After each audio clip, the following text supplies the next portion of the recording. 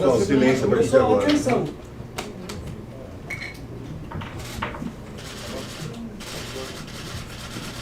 Tudo bem? Tudo bem.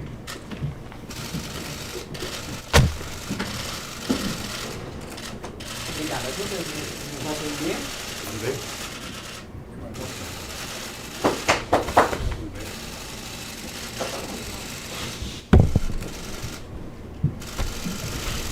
Tudo bem? Presidente, tudo bem? Todo mundo tá bom? Não tão bem quanto você, mas estou indo aqui. A gente fez um roteirinho aqui para tentar organizar, porque o nosso tempo é um pouco Eu exíguo. conheço os seus roteiros. Então, a gente queria começar aqui falando o seguinte, presidente, sobre a prisão do senhor. Foi um dia histórico no Brasil e a gente queria saber o que passou pela cabeça do senhor quando o senhor estava sendo preso, sendo conduzido para a prisão. Veja, eu durante todo o processo, eu não sei se eu cheguei a conversar com você na entrevista que nós fizemos, mas eu sempre tive certeza, desde que começou os discursos e o processo da Lava Jato, de que tinha um objetivo central, que ia chegar em mim. Aliás, uma amiga nossa, jornalista importante, Tereza Cruvinel, escreveu um artigo importante em que ela falava: o que eles querem, na verdade, é o Lula. Isso foi ficando patente em todos os depoimentos. Você está lembrado que a imprensa retratava: prenderam fulano, vai chegar no Lula. Prenderam fulano, vai chegar no Lula. Prenderam fulano. E muita gente que era presa, a primeira pergunta que fazia era: você conhece o Lula? Você é amigo do Lula? Você fez alguma coisa com... Todo mundo. E eu sabia disso porque a imprensa retratava, sabia disso porque as pessoas contavam, sabia disso porque advogado conversava com advogado. E foi ficando patente que o objetivo era chegar em mim. Tinha companheiros no PT que não gostavam quando eu dizia isso. Sabe, eles vão chegar em mim e depois vão caminhar para criminalizar o PT. Né? Pois bem, quando ficou claro que o objetivo central era efetivamente... tinha muita gente que achava que eu deveria sair do Brasil, tinha muita gente que achava que eu deveria ir para uma embaixada, tinha muita gente que eu deveria fugir. E eu tomei como decisão, Mônica, que o meu lugar é aqui. Eu tenho tanta obsessão de desmascarar o Moro, desmascarar o Delanhol e a sua turma, e desmascarar aqueles que me condenaram, sabe, que eu ficarei preso 100 anos. Mas eu não trocarei a minha dignidade pela minha liberdade. Eu quero provar a farsa montada. Eu quero provar, montada aqui dentro, montada no Departamento de Justiça dos Estados Unidos, com depoimento de procuradores, com filmes gravados, e agora mais agravado com, sabe, a criação da Fundação Criança Esperança do Delanhol, sabe, pegando 2,5 bilhões de reais da Petrobras para criar uma fundação para ele. Fora 6,8 bilhões da Odebrecht e fora não sei quantas outras coisas. Eu tenho uma obsessão. Você sabe que eu não tenho ódio, não guardo mágoa, porque na minha idade, quando a gente fica com ódio, a gente morre antes. Então, como eu quero viver, sabe, até os 120, porque eu acho que eu sou um ser humano que nasceu para ir até 120, eu vou trabalhar muito para provar a minha inocência e a farsa que foi montada. Por isso eu vim para cá com muita tranquilidade. Havia uma briga no sindicato aquele dia entre os que queriam que eu viesse e os que queriam que eu não viesse. E eu tomei a decisão de falar: não, eu vou lá. Eu não vou esperar que eles venham até mim, eu vou até eles, porque eu quero ficar preso perto do Moro. O Moro saiu daqui, mas eu quero ficar perto, porque eu tenho que provar a minha inocência. Mas, presidente, o senhor, concretamente, é um fato, pode ser que o senhor fique aqui para sempre. O senhor, mesmo assim, acha que tomou a decisão correta? Tomaria outra vez. O senhor já pensou que o senhor pode ficar aqui para sempre? Não tem problema. Eu tenho certeza que eu durmo todo dia com a minha consciência tranquila, que eu tenho certeza que o Delanhol não dorme, tenho certeza que o Moro não dorme. E aquele juiz do TRF4 que nem leram a sentença, sabe, fizeram um acordo lá, era melhor que um só tivesse lido e ter falado: olha, todo mundo aqui vota igual. Então eu quero, sinceramente, quem tem 73 anos de idade, quem construiu a vida que eu construí nesse país, quem estabeleceu as relações que eu restabeleci nesse país, quem fez o governo que eu fiz nesse país, quem recuperou o orgulho e a autoestima do povo brasileiro como eu e vocês fizemos no meu período de governo, não vou me entregar. Então eles sabem que eles têm aqui um pernambucano teimoso. Eu digo sempre, quem nasceu em Pernambuco e não morreu de fome até os 5 anos de idade, sabe, não se curva mais a nada. Você pensa que eu não gostaria de estar em casa? Adoraria estar em casa com a minha mulher, adoraria estar em casa com meus filhos, adoraria estar em casa com meus netos, adoraria estar em casa com meus companheiros, mas não faço nenhuma questão, porque eu quero sair daqui com a cabeça erguida como eu entrei, inocente. E eu só posso fazer isso se eu tiver coragem e lutar por isso. Presidente, recentemente o ministro Paulo Guedes disse que o senhor não cometeu nenhum crime, que o senhor não roubou. O ministro do Bolsonaro admitiu isso. Depois o Marco Aurélio disse, agora recentemente, que também não vê indícios de crime no triplex do Guarujá. E o Maurício Dieter, que é um dos maiores criminalistas, leu o processo e disse que também não tem crime material para sua condenação. O senhor acha que agora, com a devolução do dinheiro que foi pago pela sua esposa por esse triplex, o senhor pode tentar conseguir a sua absolvição? É possível isso? O senhor ainda acredita nisso? Por incrível que pareça, eu acredito. Você sabe que nessas coisas eu ainda continuo com a cabeça de Lulinha Paz e Amor. Eu acredito na construção de um mundo melhor, eu acredito no mundo de justiça. Veja, o que eu penso na vida? Eu penso que haverá um dia em que as pessoas que irão me julgar estarão preocupadas com os autos do processo, estarão preocupadas com as provas contidas no processo e não com a manchete do Jornal Nacional, e não com a capa das revistas, e não com as mentiras do fake news. As pessoas se comportarão como juízes supremos de uma corte que é a única coisa que a gente não pode recorrer. Sabe, que já tomou decisões muito importantes. Essa corte votou, por exemplo, célula-tronco contra uma boa parte da Igreja Católica. Essa corte já votou a questão da Raposa Serra do Sol contra os poderosos do arroz no estado de Roraima. Essa mesma corte votou a união civil contra todo o preconceito evangélico. Essa corte, ela votou as cotas, sabe, para que os negros pudessem entrar. Sabe? Então, ela já demonstrou que teve coragem e se comportou. Ora, no meu caso, a única coisa que eu quero é que vote com relação aos autos do processo. Eu não peço favor a ninguém, eu não quero favor de ninguém, eu não quero, sabe, eu só quero que as pessoas, pelo amor de Deus, julguem em função das provas, porque eu tenho certeza, o Moro tem certeza. Se as pessoas não confessar agora, no dia da extrema-unção a gente vai confessar. Ele tem certeza que eu sou inocente. Esse Delaiol tem certeza que ele é mentiroso e mentiu a meu respeito. Então, eu estou aqui, meu caro, para procurar justiça, para provar minha inocência, mas estou muito mais preocupado com o que está acontecendo com o povo brasileiro, porque eu posso brigar. E o povo nem sempre pode. Presidente, só retomando a pergunta da Mônica no início, sobre a prisão, o senhor aqui, durante esse 1 ano, passou por 2 momentos de muita tristeza, que foi a morte do seu irmão e depois a morte do seu neto, Arthur. O que para o senhor, depois de viver isso, fica? Quer dizer, o que fica da vida do senhor? Olha, Florestan, eu vou contar uma coisa para você.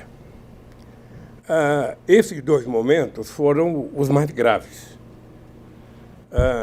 Eu poderia incluir a perda de um companheiro como o Sigmaringa Seixas, que é meu companheiro de dezenas e dezenas de anos. A morte do meu irmão Vavá, o Vavá era como se fosse um pai da família toda. E a morte do meu neto é uma coisa que efetivamente não.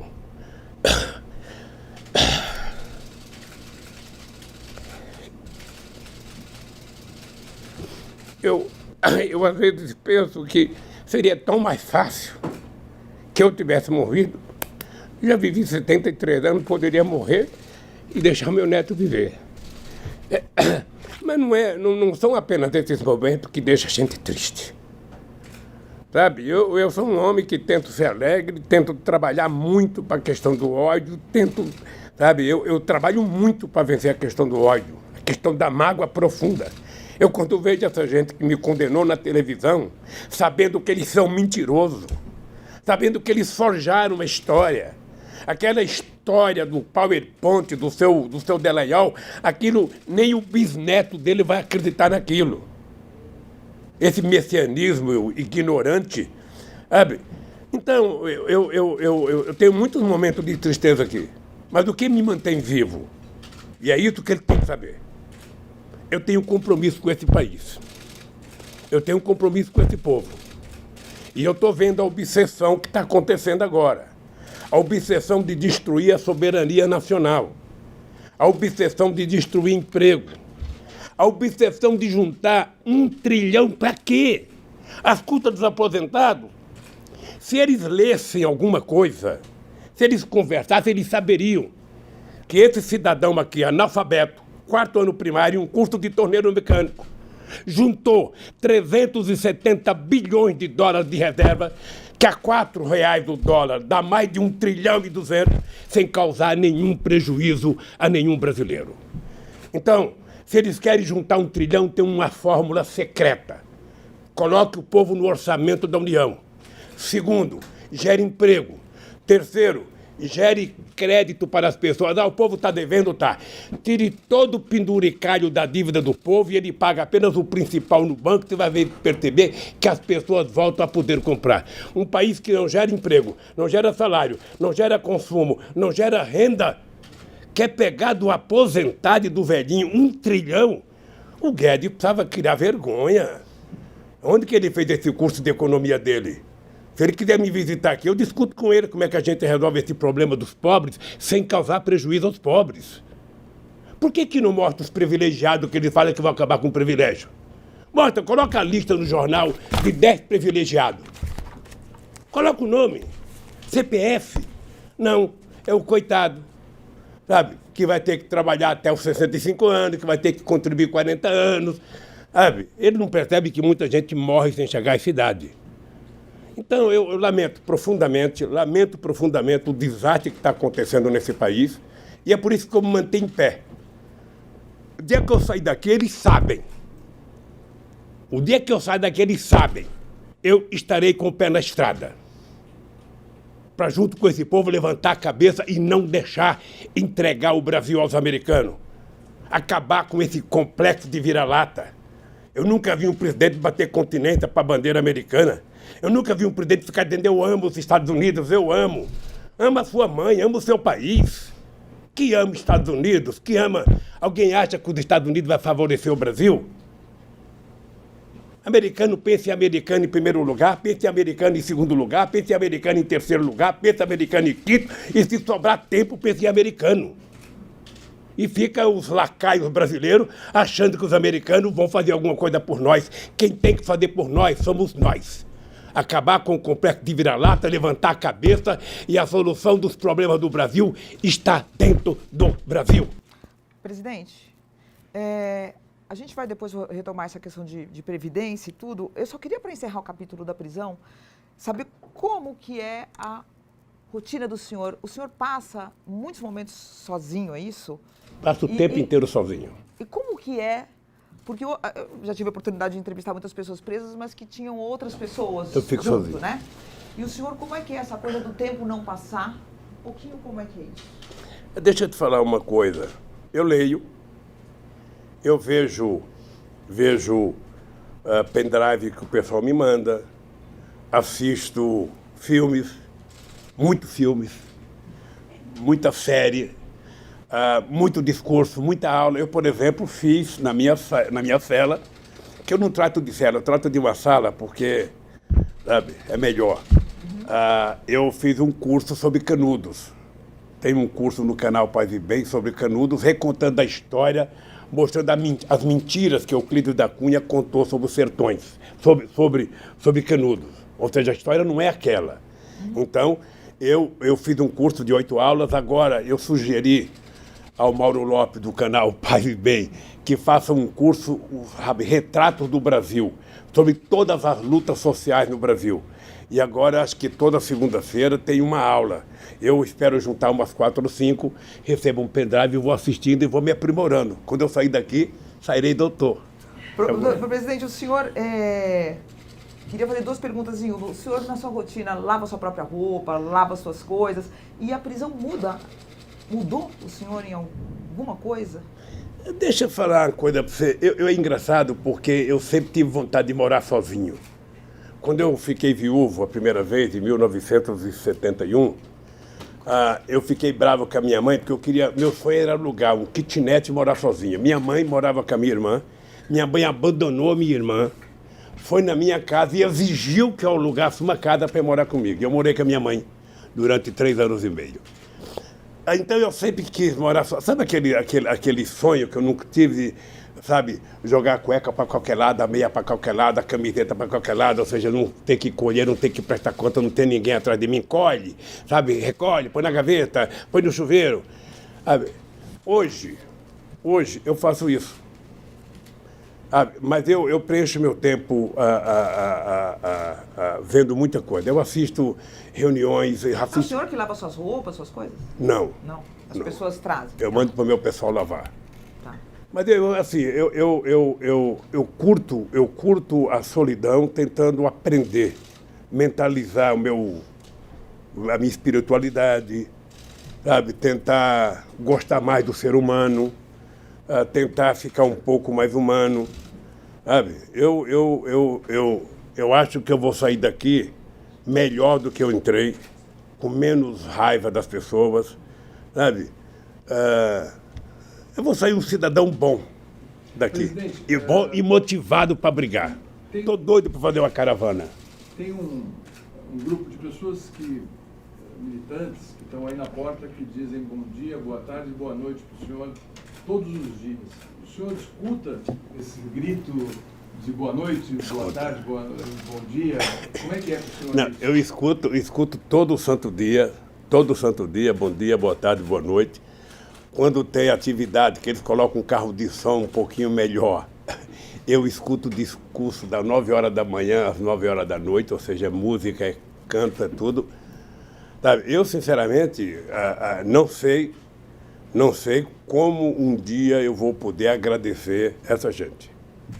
Tem gente que está aqui exatamente desde o dia que eu cheguei aqui. Vai para casa, às vezes, lava roupa e volta para cá. Então, eu serei eternamente grato. Não sei se isso já aconteceu alguma vez na história com alguém, sabe? Mas eu sinceramente, não sei como fazer para agradecer. Eu já disse para todo mundo aqui, certamente a polícia tem suas regras, o meu pessoal tem suas regras, mas quando eu sair daqui, eu quero sair daqui a pé e quero ir lá no meio deles. A primeira cachaça eu quero tomar com eles. Presidente, e brindar. Vamos falar um pouco de política nacional. O seu partido perdeu a eleição do ano passado e a extrema-direita chega ao poder com o voto de muitos eleitores que eram do PT. Como é que o senhor avalia essa guinada à direita de um eleitorado que era tão grato à sua administração?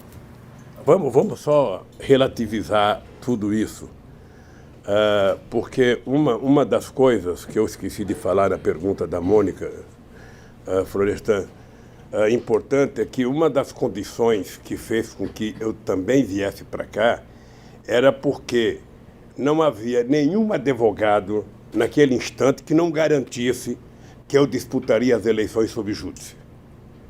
Tá? Havia uma certeza, sabe, de muitos juristas de que não haveria como impedir a minha candidatura. Mesmo condenado, eu poderia concorrer sob júdice. E eu tinha certeza e estava com um orgulho muito grande de ganhar as eleições de dentro da cadeia. É importante lembrar que eu fiz 16 pontos aqui dentro. 16 pontos, sem poder falar. Aí, quando o ministro Barroso fez aquela loucura, sabe, que eu tive que assinar uma carta dizendo para o Haddad ser o candidato, ali eu senti que nós estaríamos correndo risco, porque a transferência de voto não é uma coisa simples, não é uma coisa automática. É uma coisa que leva tempo e eu também tinha certeza que o Haddad poderia representar muito bem a candidatura, como ele representou muito bem a candidatura. Sabe? Nós tivemos uma eleição atípica no Brasil, vamos ser francos. O papel do fake news na campanha, a quantidade de mentira, a robotização da campanha na internet foi uma coisa maluca. E depois a falta de sensibilidade, sabe, dos setores de esquerda não se unir, sabe? A coisa foi tão maluca que a Marina, que quase é presidenta da República em 2014, teve 1% dos votos. Sabe? A coisa é tão maluca, sabe, que muita gente, e eu respeito o voto do o povo não é bom só quem vota em mim, eu respeito o voto do povo, qualquer que seja o voto do povo, tal. Mas a verdade é que o povo votou, sabe? Eu nunca tinha visto o povo, eu não pude nem votar. Então, conta um voto a menos para o Haddad, que foi o meu que eu não pude dar. Eu nunca tinha visto o povo com tanto ódio nas ruas. Eu fui muito a estádio de futebol. Todo mundo sabe que eu sou corintiano. Eu ia com palmeirense, com santista, com São Paulino, a gente brincava, brigava. Sabe? Mas agora era uma loucura, era uma questão de ódio. E eu tenho acompanhado por leitura, está no mundo inteiro assim. Está no mundo inteiro, ou seja, a política está efetivamente demonizada e vai se levar um tempo muito grande para a gente poder tratar a política com mais seriedade. Veja o caso do Brasil, só para ter uma ideia do caso do Brasil. O que você tem visto nesses 4 meses? Eu não esperava que o Bolsonaro fosse resolver o problema do Brasil em 4 meses. Só propõe, sabe, a fazer análise de 100 dias quem nunca governou. Sabe, quem acha que em 100 dias pode apresentar alguma coisa, realmente ele não aprendeu a sentar a bunda na cadeira. E depois com a família que ele tem. Com a loucura que tem, quer dizer, o inimigo central dele, além do PT, o PT é o primeiro inimigo dele, é o vice. Sabe, quer dizer, é uma coisa loucura. Ele passa a agredir os deputados, depois tenta agradar os deputados, ele diz que está fazendo a nova política, e a política que ele faz é a mesma, porque ele é o velho político, ou seja, então o país está subordinado à desgovernabilidade, à ingovernabilidade. Ou seja, o Brasil está desgovernado. Ele até agora não sabe o que fazer. E quem dita regras é o Guedes. Sabe? O homem de 1 milhão. A única coisa que o povo sabe de 1 trilhão. Sabe? Todo santo dia. Eu vejo o Jornal das 7, vejo o Jornal das 8, vejo o Jornal das 9, o Jornal das 11, o Jornal da meio-dia, o Jornal das 7, em todos os canais. Nunca vi tanto jornal na vida. É tudo a mesma coisa. Parece as sentenças que dão contra mim. É tudo a mesma coisa. E é tudo a reforma da Previdência. Fez a reforma da Previdência, acabou o teu problema. Mônica, acabou o problema do Brasil. Acabou o problema, todo mundo vai ficar maravilhosamente bem. E eu acho que todo mundo vai se lascar se for aprovada a Previdência tal como ele quer. Se a Previdência precisava de reforma, você senta com os atores, senta com os trabalhadores, senta com os empresários, senta com os aposentados, senta com os políticos e encontra uma solução para arrumar aonde tem que arrumar.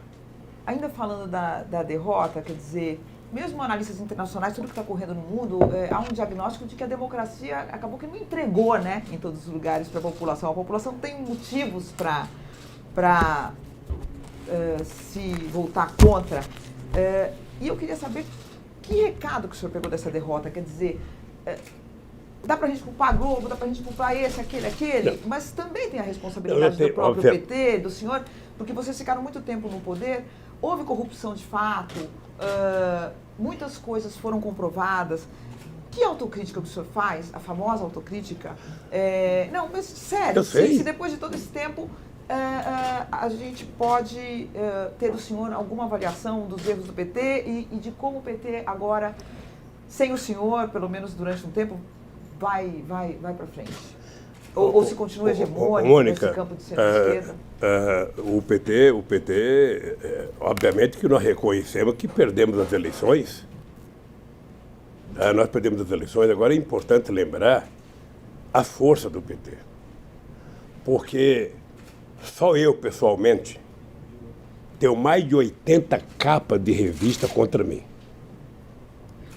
Quando eu fui preso, eu tinha 80 horas de Jornal Nacional contra mim. mais 80 horas da Record, mais 80 horas do SBT, mais 80 horas da Bandeirantes, mais 80 horas de um monte de coisa. E eles não conseguiram me destruir. Isso significa que o PT tem uma força muito grande. O PT não foi destruído, o PT perdeu uma eleição. Mas o PT provou que é o único partido que existe nesse país enquanto partido político. Quando você falar de partido político no Brasil, você lembra do PT. O resto é sigla de interesses eleitorais em momentos certos. Quem acabou foi o PSDB. Esse acabou. Esse foi dizimado. Então, veja. Então, o PT perdeu as eleições. Acho que o PT, sabe, deve ter cometido erros durante os nossos governos. Devemos ter cometido erro. A parte da corrupção, presidente. Você veja, o Ayrton Senna cometeu um erro só e morreu. A parte da corrupção. Ela pode ter a vida. Agora, se ela foi a vida, que se faça prova. Se faça prova. Teve corrupção, você investiga, a polícia investiga, faz acusação, prova, está condenado. Fomos nós do PT que criamos todos os melhores mecanismos para apurar a corrupção. Não foi nenhum adversário, fomos nós. Não foi o Moro, não foi ninguém, foi o PT, no governo Lula e no governo Dilma, na administração Márcio Tomás Bastos e Tasso Genro, mais o Zé Eduardo Cardoso, que criou todos os mecanismos para garantir fortalecimento da Polícia Federal, com investimento em mais gente, mais inteligência, fortalecimento e independência do Ministério Público, a transparência que nós criamos, Mônica, que eles acabaram agora. A transparência, você poderia saber o papel que a presidenta usava, porque a gente queria transparência. E combater a corrupção é uma marca do PT. Olha, se alguém do PT cometer um erro, e alguém tem que pagar. Por isso, a única coisa que nós queremos é que se apure, que se investigue.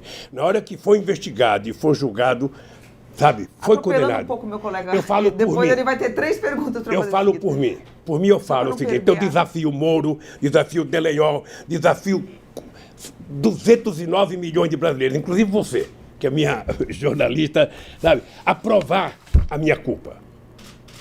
Presidente, eu fiz essa pergunta para o senhor, só depois vai fazer 3 perguntas. A questão de crime, a gente pode ter até a questões de condenações que são revistas na história depois. Eu não quero entrar no mérito da sua condenação, mas eu quero... Mas é difícil, viu? Porque... Entrar no mérito, por exemplo, se a gente pegar o caso do sítio, que o senhor, na verdade, houve uma reforma, essa reforma comprovadamente foi feita e o senhor usufruiu dessa reforma. Ainda que não haja crime aí, isso é uma questão que a justiça vai decidir, não é um erro, não houve erro. Não, o senhor deixa não eu lhe falar. Nenhum erro, Deixa eu presidente. falar O senhor não acha que poderia ter sido mais cuidadoso? Deixa eu falar uma coisa para você. Eu poderia ter aceito nunca ir àquele sítio. Então, eu cometi um erro de ir no sítio. Tá? Eu disse, e está provado, tá? Eu disse e está provado, que eu fiquei sabendo daquele maldito sítio dia 15 de janeiro de 2011. Tá? E o sítio tinha dono. Dono, pré-dono e bidono. O Jacob Bittar era meu amigo de 40 anos. O Jacob Bittar comprou o sítio no nome do filho dele, com cheque, sabe, dado pela Caixa Econômica Federal. E a polícia sabe disso, a polícia investigou. Nós tivemos policiais e procuradores visitando casa de trabalhador rural, visitando casa de pedreiro, visitando casa do caseiro. Perguntaram até para as galinhas. Você conhece o Lula? Você sabe se o Lula é dono? Nem as galinhas falaram. Porque eu não era dono, porque se eu quisesse eu podia comprar. Eu podia comprar. Então se eu cometi o erro de ir num sítio, sabe, que alguém pediu, a Odebrecht reformou, ou não sei quem reformou, então vamos discutir a questão ética, não vamos discutir a questão de corrupção. Tá? Vamos discutir outra questão, é outra questão. Acontece, Mônica, que o impeachment, a cassação da Dilma e o golpe não fecharia com o Lula em liberdade. Não fecharia com o Lula em liberdade. Então, qual é o meu incômodo? Olha, se eu tivesse aqui preso e o salário mínimo tivesse dobrado, pô, seria... O Lula realmente era um desgraçado, prendeu e melhorou o povo. Mas não, acabaram agora com o aumento real do salário mínimo. Se eu tivesse aqui e o povo estivesse trabalhando com carteira assinada, não inventaram agora uma história de uma carteira verde e amarela. Você vai receber logo, você vai receber verde e amarela. Verde e amarela é se você quiser, sabe, ter uma aposentadoria sabe, você pagando pelo banco ou ter aposentadoria normal. Essa opção, ela é mentirosa. Nenhum empresário vai contratar um trabalhador que não esteja com carteira verde e amarela. Foi assim no Fundo de Garantia. Eu estava dentro da fábrica em 1967. O patrão chegava e dizia, você vai fazer opção para o Fundo de Garantia ou vai ficar na estabilidade? Vou ficar na estabilidade, então fora. Era assim. Então essa gente pensa que o povo é imbecil para ficar mentindo o tempo inteiro para o povo. Você, quando fala autocrítica para mim, eu acho que nós devemos ter muito erro. Eu, por exemplo, tive um erro grave. Eu poderia ter feito a regulamentação dos meios de comunicação. Nós fizemos um congresso em 2009, aprovamos um congresso, só participou a Bandeirante e uma outra rede TV, se não me falha a memória, sabe? Participou, nenhuma outra televisão participou muitas rádios, e nós preparamos em junho de 2010 uma regulamentação do meio de comunicação. Ao invés de dar entrada no congresso, porque ia ter eleição, eu falei, não, vamos deixar para o novo governo. E deixei para o novo governo. A razão pela qual a Dilma ou o Paulo Berardo não entrou, eu não sei. Mas essa é uma autocrítica que eu faço. Uma autocrítica que eu faço. Agora, pergunto o seguinte, imagina se todo mundo nesse Brasil fizesse uma autocrítica. A elite brasileira deveria estar agora fazendo autocrítica. Puxa vida, como é que a gente ganhou tanto dinheiro no governo do Lula? Como é que o povo pobre vivia tão bem? Como é que o povo pobre estava viajando para o Piauí, para Sergipe, para Garanhuns de avião, e agora nem de ônibus pode viajar? Sabe? Vamos fazer uma autocrítica por causa do que aconteceu em 2018 na eleição. Vamos fazer uma autocrítica geral nesse país. O que não pode é esse país estar governando por esse bando de maluco que governa o país. O país não merece isso e, sobretudo, o povo não merece isso. Presidente, a Odebrecht admitiu ter pago 29 milhões de propina no Peru entre 2005 e 2014, em troca da obtenção de contratos. Ao todo, a Transparência Internacional destaca que houve uma espécie de Fordismo de corrupção com 788 milhões de dólares distribuídos em 12 países e que o esquema da Odebrecht foi facilitado pelo apoio do BNDES para suas operações, que contavam sempre com a sua abertura de portas para a empresa. Todo o esquema global contava com financiamento ilegal de campanhas nos diferentes países, sempre aliados do PT e do Brasil. O senhor tinha ciência dessas empresas? Quem está falando isso? A Transparência Internacional. Com base no quê? Eu não sei, eles levantaram esses dados. Levantaram, deve ter lido o jornal o Globo. Só pode ser, porque deixa eu lhe contar uma coisa. Deixa eu contar uma coisa para você que é um jornalista inteligente. O presidente da República, ele não tem como interferir na burocracia do BNDES para empréstimo. O BNDES foi criado para financiar o desenvolvimento brasileiro. E eu lembro que no tempo do Fernando Henrique Cardoso, quando eu fiz a campanha em 2006, o Alckmin tentou dizer o Lula financia o metrô de Caracas, sabe, enquanto não financia o meu aqui. E eu lembrei para ele que quem tinha feito o acordo para financiar o metrô de Caracas era o Fernando Henrique Cardoso, e fez bem. Porque quando o Brasil financia o desenvolvimento de um país através do BNDES, o Brasil está exportando serviço, está exportando engenharia, está exportando máquina, está vendendo coisa para lá. Você percebe? É um ganho extraordinário para um país que quer ter importância no mundo. Então, o BNDES tem uma burocracia em que o presidente da República não decide. Tem uma coisa chamada COFIEX e COFIG, sabe? Que participa ministro da Relações Exteriores, ministro da Fazenda, ministro do Planejamento. 500 ministros participam para tomar as decisões. Só quem não participa é o presidente da República. O presidente não sabe dessas coisas. E eu sou favorável que o BNDES empreste dinheiro para o desenvolvimento dos países africanos, dos países latino-americanos. Eu sou favorável. O senhor se sente injustiçado por esses empresários? Porque eles cresceram muito, se tornaram multinacionais e depois fazem delações premiadas contra o PT e contra o senhor. Deixa eu falar uma coisa. Contra mim, eu não fico com raiva não pelo seguinte, olha. Eu tenho desafiado os empresários a dizerem quem é que me deu 5 centavos. O Léo, que é o rapaz que está preso aqui, que fez a denúncia contra mim, ele passou 3 anos dizendo uma coisa, Depois ele mudou o discurso, meu advogado perguntou por que ele tinha mudado, ele falou, meu advogado me orientou. E o que ele falou, Lula sabia. Agora o que está provado? A OAS gastou 6 milhões de reais para pagar a funcionário da OAS para uniformizar o discurso dos funcionários com a delação. Então como é que eu posso levar a sério isso? Eu não posso levar a sério. O que eu posso dizer para você é que haverá tempo suficiente para que a gente faça uma investigação.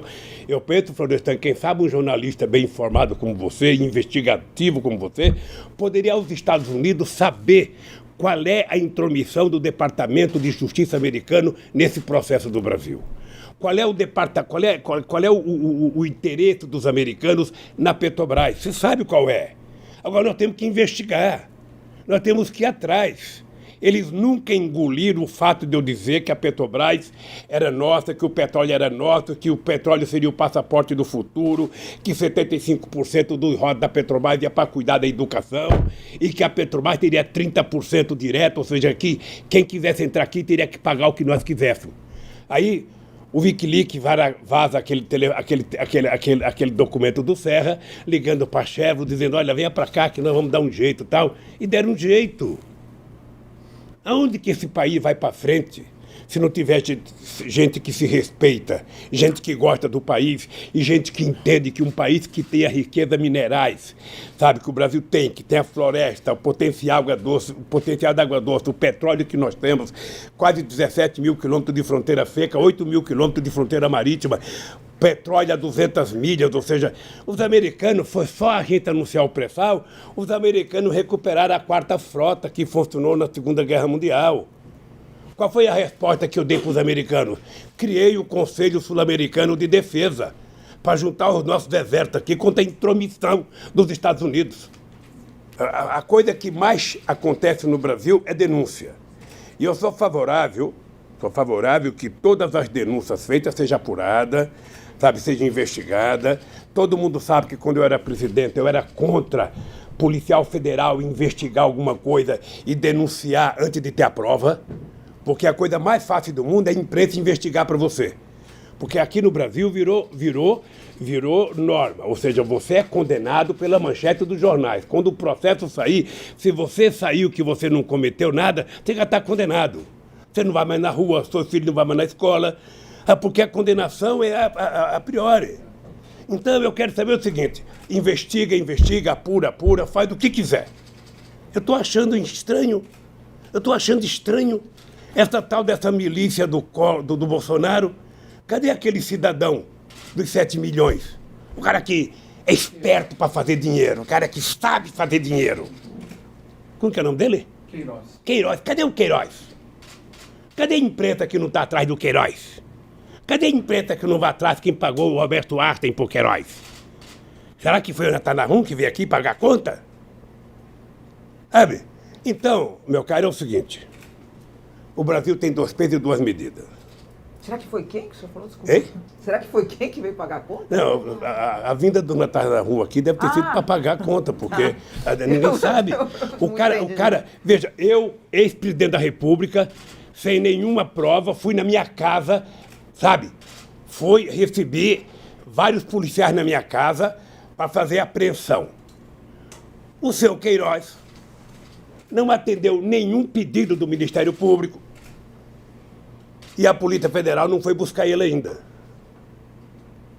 Um cidadão, os policiais do Exército dão 80 tiros num carro, matam um negro e vai perguntar para o ministro da Justiça, ele fala, isso pode acontecer.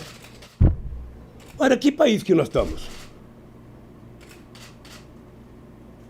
O que o povo espera desse país?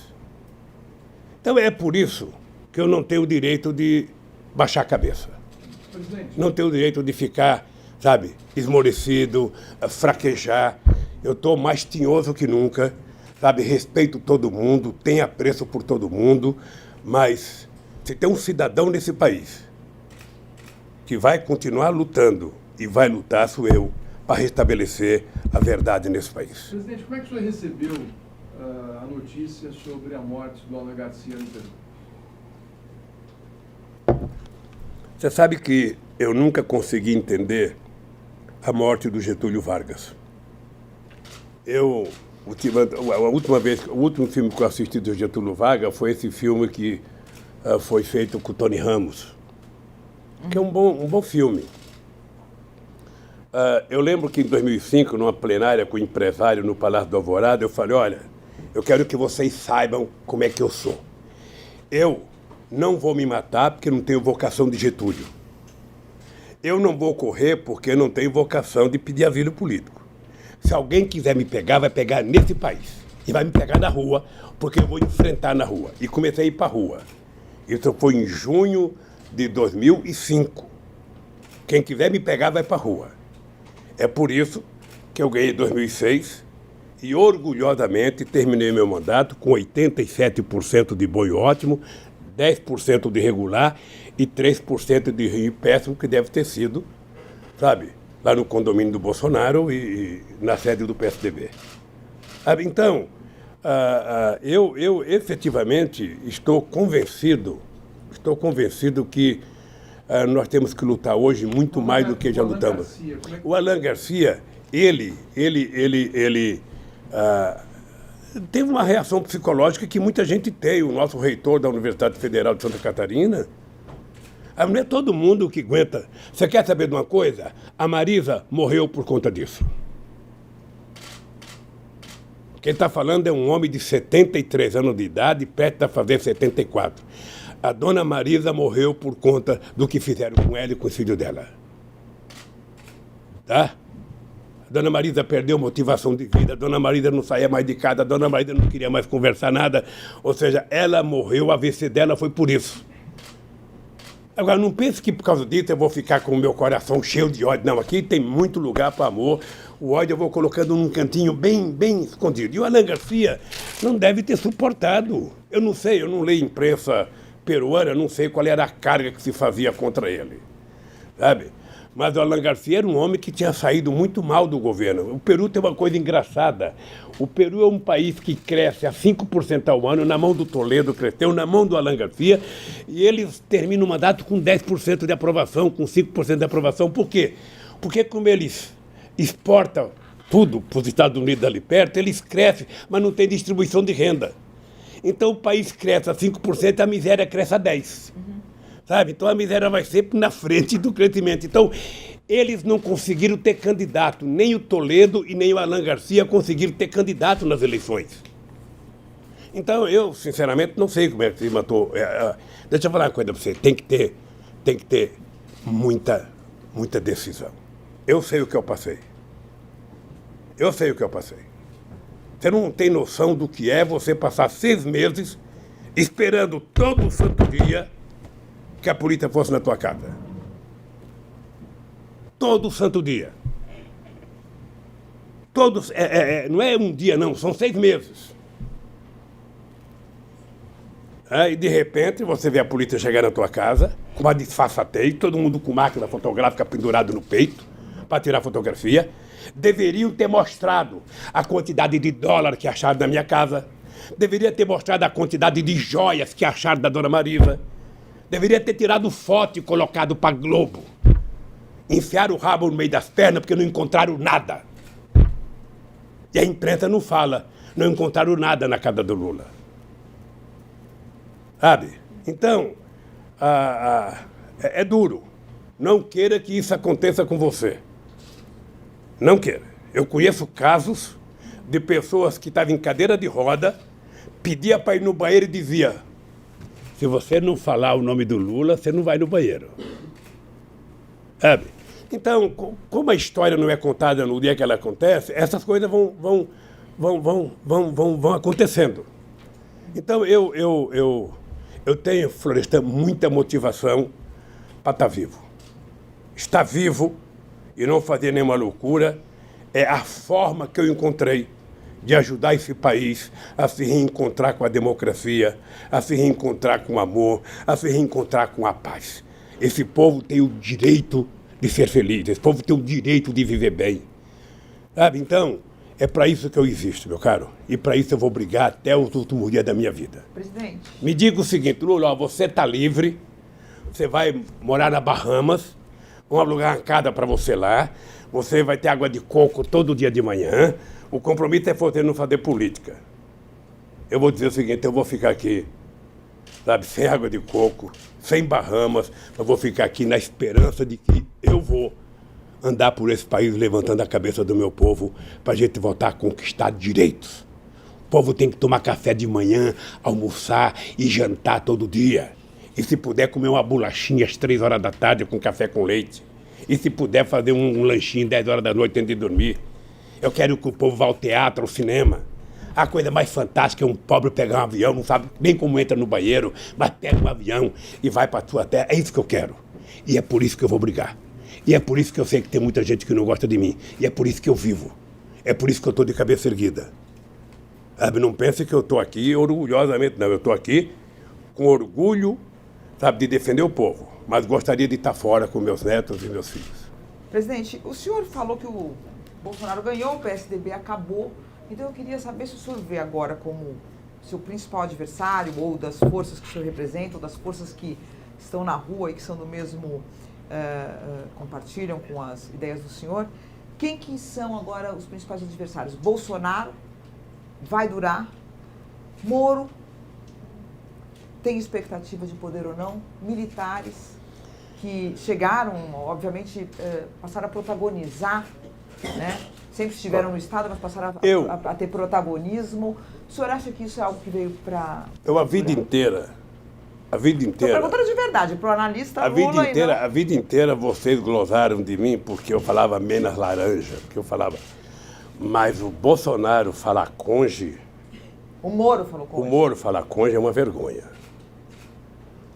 Sinceramente, é uma vergonha, porque, sabe, é o mínimo que deveria saber, porque está escrito no Código Penal, vários artigos que falam de cônjuge. Deixa eu falar, o Moro não sobrevive na política. E o Bolsonaro, sabe, ou ele constrói um partido político sólido, ou do jeito que está, também não perdura muito, porque ali você tem uma quantidade difusa de interesses. É só pegar a quantidade de sigla para uma pessoa que diz que não gosta de política. Eu não sei como é que você é deputado 27 anos e diz que não gosta de política. Eu não sei como é que você faz um filho vereador, outro deputado federal, outro senador, e você não gosta de política. Sabe, então, ele vai ter que ter muita capacidade de articulação, muita vontade, vai ter que gostar muito de política para poder dar certo. Porque a chance dele dar certo é o Brasil dar certo. O povo tem paciência, mas não tem toda a paciência do mundo. Pode dar, não pode? Sabe? Não sei. Do jeito que está fazendo, não pode dar, querida. Não há condições de dar. Veja, você diminui a renda per capita da sociedade. Você diminui o salário mínimo. Você diminui a possibilidade de oferta de emprego. E você acha que tudo vai ser resolvido com 1 trilhão para a Previdência? Para o sistema financeiro? Vai dar certo aonde? Sabe o que dá certo? Dá certo se fizer como nós fizemos, legalizamos e formalizamos 6 milhões de microempreendedores individuais. Sabe por que a Previdência era superavitária no meu governo? Porque teve 20 milhões de pessoas trabalhando com carteira profissional assinada. Porque teve 6 milhões de microempreendedores individuais formalizados. Porque o Brasil quadruplicou as exportações. Sabe, então, se o país não crescer... Você está lembrada que eu criei uma coisa chamada Primeiro Emprego? Foi uma farsa aquilo, coitado, uma loucura que eu achava que fazendo uma lei, criando o primeiro emprego e pedindo para os empresários que eu ia pagar R$200, que ia gerar emprego. Nem o empresário gera emprego porque eu estou dando R$200 para ele. O que vai gerar o emprego é quando eu fiz os puxadinhos da Caixa Econômica Federal, que eu fiz financiamento para construir um puxadinho. Aconteceram no mesmo ano 10 fábricas novas de cimento no Brasil. Então, quando você faz a economia, o povo come um pãozinho a mais, toma um cafezinho a mais, toma uma cervejinha a mais, ganha R$1 a mais, compra um chinelo a mais, aí você começa a gerar emprego no país. Presidente. Você começa a gerar emprego no país. Agora você, do jeito que eles estão fazendo, inclusive brigando com os nossos maiores parceiros comerciais, sabe? Desprezando a América do Sul, desprezando. O nosso comércio com a Argentina é maior do que com todos os países da Europa. Como é que você vai desprezar o nosso comércio com a Argentina, o Mercosul? Esse cara não entende de nada. Mas também o ministro que ele tem das Relações Exteriores, sabe? Aquilo foi encomendado. Saudade do Silveirinha no tempo do Geisel, que teve a coragem de reconhecer Angola. Sabe, esse cidadão que está aí, sinceramente, o Celso Amorim deve essa para nós. Como é que deixou um cara desse na carreira do Itamaraty? Presidente, só para retomar, e os militares, presidente? Que eu perguntei de Moro, Bolsonaro... Sabe uma coisa que eu tenho vontade? Quando eu sair daqui, eu quero conversar com os militares. Eu tenho vontade de perguntar para o chefe da Marinha, para o chefe da Aeronáutica, para o chefe do Exército, qual o presidente da República que fez mais coisa para eles do que eu fiz. Eu quero perguntar para ele qual é a razão do ódio que eles têm do PT. Quando eu cheguei na presidência em 2003, Mônica, soldado brasileiro saía 11 horas porque não tinha dinheiro para almoçar. Não ganhava salário mínimo recruta. Eu, além de pagar o salário mínimo, além de dar almoço para eles, ainda criei o soldado cidadão para dar curso de formação. Pergunta para o general Enzo o que era o batalhão de engenharia do Exército Brasileiro. As máquinas estavam todas quebradas, não tinha nem caminhão. Pergunta para eles o que eu fiz. Deixei eles mais poderosos que uma empreiteira dessa. Pergunta para a aeronáutica o que era a aeronáutica quando eu cheguei na presidência. O avião do presidente era chamado de sucatão. Você ia viajar para a Europa, quando você parava em Cabo Verde, ali nas Ilhas Canárias, ali, na Ilha do Sal, tinha 18 mecânicos dentro do avião para catar parafuso que caía no aeroporto. Mas o que eu só queria saber, se o senhor acha que eles voltam para a caserna? Mas eu vou chegar. Eu vou chegar lá, mas é que eu tenho que falar alguma coisa. Porque, não, claro. Então deixa eu lhe falar. Então eu quero perguntar para a aeronáutica, tinha um avião que eu emprestava para levar a autoridade em casa, quando levantava voo em Brasília, pegava fogo no avião. Tinha que descer rapidamente, porque senão explodia. O Celso Amorim perdeu uma pasta, queimou dentro do avião. Era isso que ele tinha. Quando eu comprei o avião novo, é porque eu me respeito.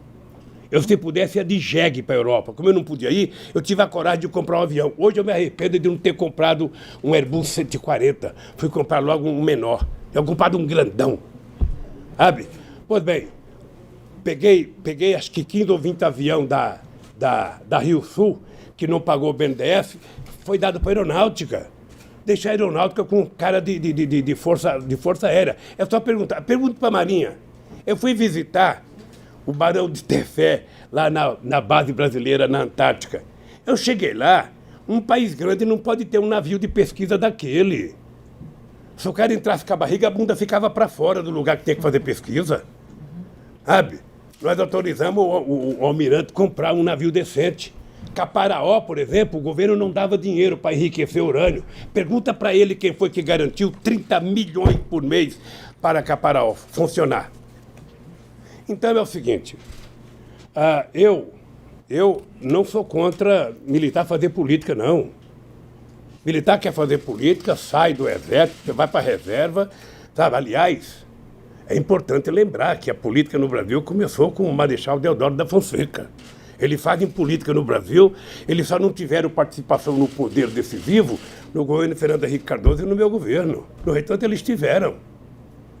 E não da Dilma também. Então, parecia que eles voltaram para a caserna, agora mas veja, e o Mourão? Eu acho que se você tiver um militar competente, e ele for tecnicamente competente e especialista numa coisa, não tem problema que ele vá para o governo. O senhor acha que Agora, o que não pode é do jeito que está. Não dá. Não dá. Eu não sei a qualificação das pessoas, sabe, que estão lá. Eu não conheço. Agora mesmo eu vi no noticiário de ontem que o ministro do Meio Ambiente desmanchou não sei o que lá no Chico Mendes e colocou não sei quantos cabos, soldados, militares, não sei para quanto. Olha, para cuidar de meio ambiente, você coloca gente especialista. Você já tem os especialistas da Polícia Federal, você tem os especialistas do Ministério Público. Coloca técnico, coloca, sabe, que militarizar o governo. O senhor conhece... Então, eu não sou contra eles participar, não. Tá. Agora, militar tem que saber que eles têm um papel a cumprir pela Constituição. O militar tem que cuidar dos interesses desse país e da defesa da nossa sociedade contra possíveis inimigos externos. Nós temos quase, entre fronteira seca e fronteira marítima, quase 22 milhões de quilômetros quadrados. É muita coisa para os militares cuidar. Muitas coisas. A burocracia, queria que o senhor falasse vamos do deixar para a Mourão. O senhor tem burocrata. acompanhado os movimentos do general Mourão? Eu não posso falar porque eu também não conheço o Mourão. Eu não posso falar. Eu sou agradecido, por exemplo, de um gesto dele na morte do meu neto. Sabe? Ele foi um cara que disse, diferentemente do filho do Bolsonaro, que postou uma série de asneira no Twitter, ele foi um cara que deu uma declaração de que era uma questão humanitária eu ir visitar o meu neto. Eu estou vendo a briga, eu vou acompanhando a briga. Ninguém nunca mais, Mônica, ninguém nunca mais, presta atenção, ninguém nunca mais vai ter nesse país uma dupla harmônica como Lula e Zé Alencar. Sabe? Um sindicalista e um empresário. Sabe? Que fez esse país ter orgulho, que fez esse país crescer. Eu duvido, Mônica, que tenha um empresário nesse país ter sido tratado com mais respeito por qualquer governo do que por mim. Duvido. A diferença é que eu tratava ele bem, mas também tratava o sem terra, tratava o sem casa, tratava os moradores de rua, tratava, sabe? Tratava a sociedade brasileira. Então, eu posso te dizer, Mônica, esse povo é a minha motivação. Eu quero que você saia daqui e você retrata o seguinte: você não conversou com um cidadão alquebrado. Você conversou com um cidadão que tem todos os defeitos que um ser humano pode ter, mas tem uma coisa que eu não abro mão. Isso eu aprendi com a dona Lindu, que nasceu analfabeta e morreu analfabeta. Dignidade e caráter não tem shopping, não tem supermercado, e você não aprende na universidade. Isso é de berço. Isso eu tenho demais, e não abro mão disso. Esse é o meu patrimônio. Presidente, eu queria falar um pouco da questão internacional. Recentemente, a Ucrânia elegeu um humorista como presidente da República. A direita tem avançado fortemente em vários cantos do planeta. E vai ter eleição agora nesse fim de ano na Espanha. Eu queria saber... nesse fim de semana, desculpa, vai ter uma eleição nesse fim de semana na Espanha. Eu queria saber como é que o senhor vê essa eleição, já que houve um crescimento da direita, apesar dos progressistas do PSOE estar na frente nas pesquisas. Eu acredito que na Espanha o PSOE e o Podemos vão ganhar as eleições. E outro setor de esquerda.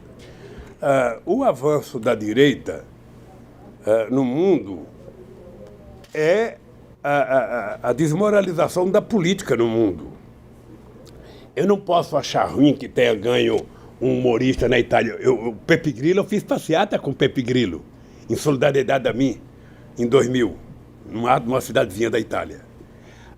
Eu não posso achar ruim que ganhe um humorista na Ucrânia, porque o que eles falavam quando o metalúrgico ganhou as eleições? Eles menosprezavam um analfabeto, um peão que não sabe falar, que não sei das quantas. Eu lembro do Maluf dizer: a dona Marida não vai conseguir limpar aquele vidro todo do palácio. Era assim que eles falavam comigo. Então eu não vou desprezar pelo fato do cara ser humorista. O cara pode ser humorista de profissão e se transformar num puta de um político. Ele pode. Sabe? Todo mundo pode se transformar num baita de um político. Para fazer política, você tem que ter paciência, você tem que conversar e aprender a conviver democraticamente na diversidade. Você não conversa só com quem você gosta, você conversa com seus adversários também.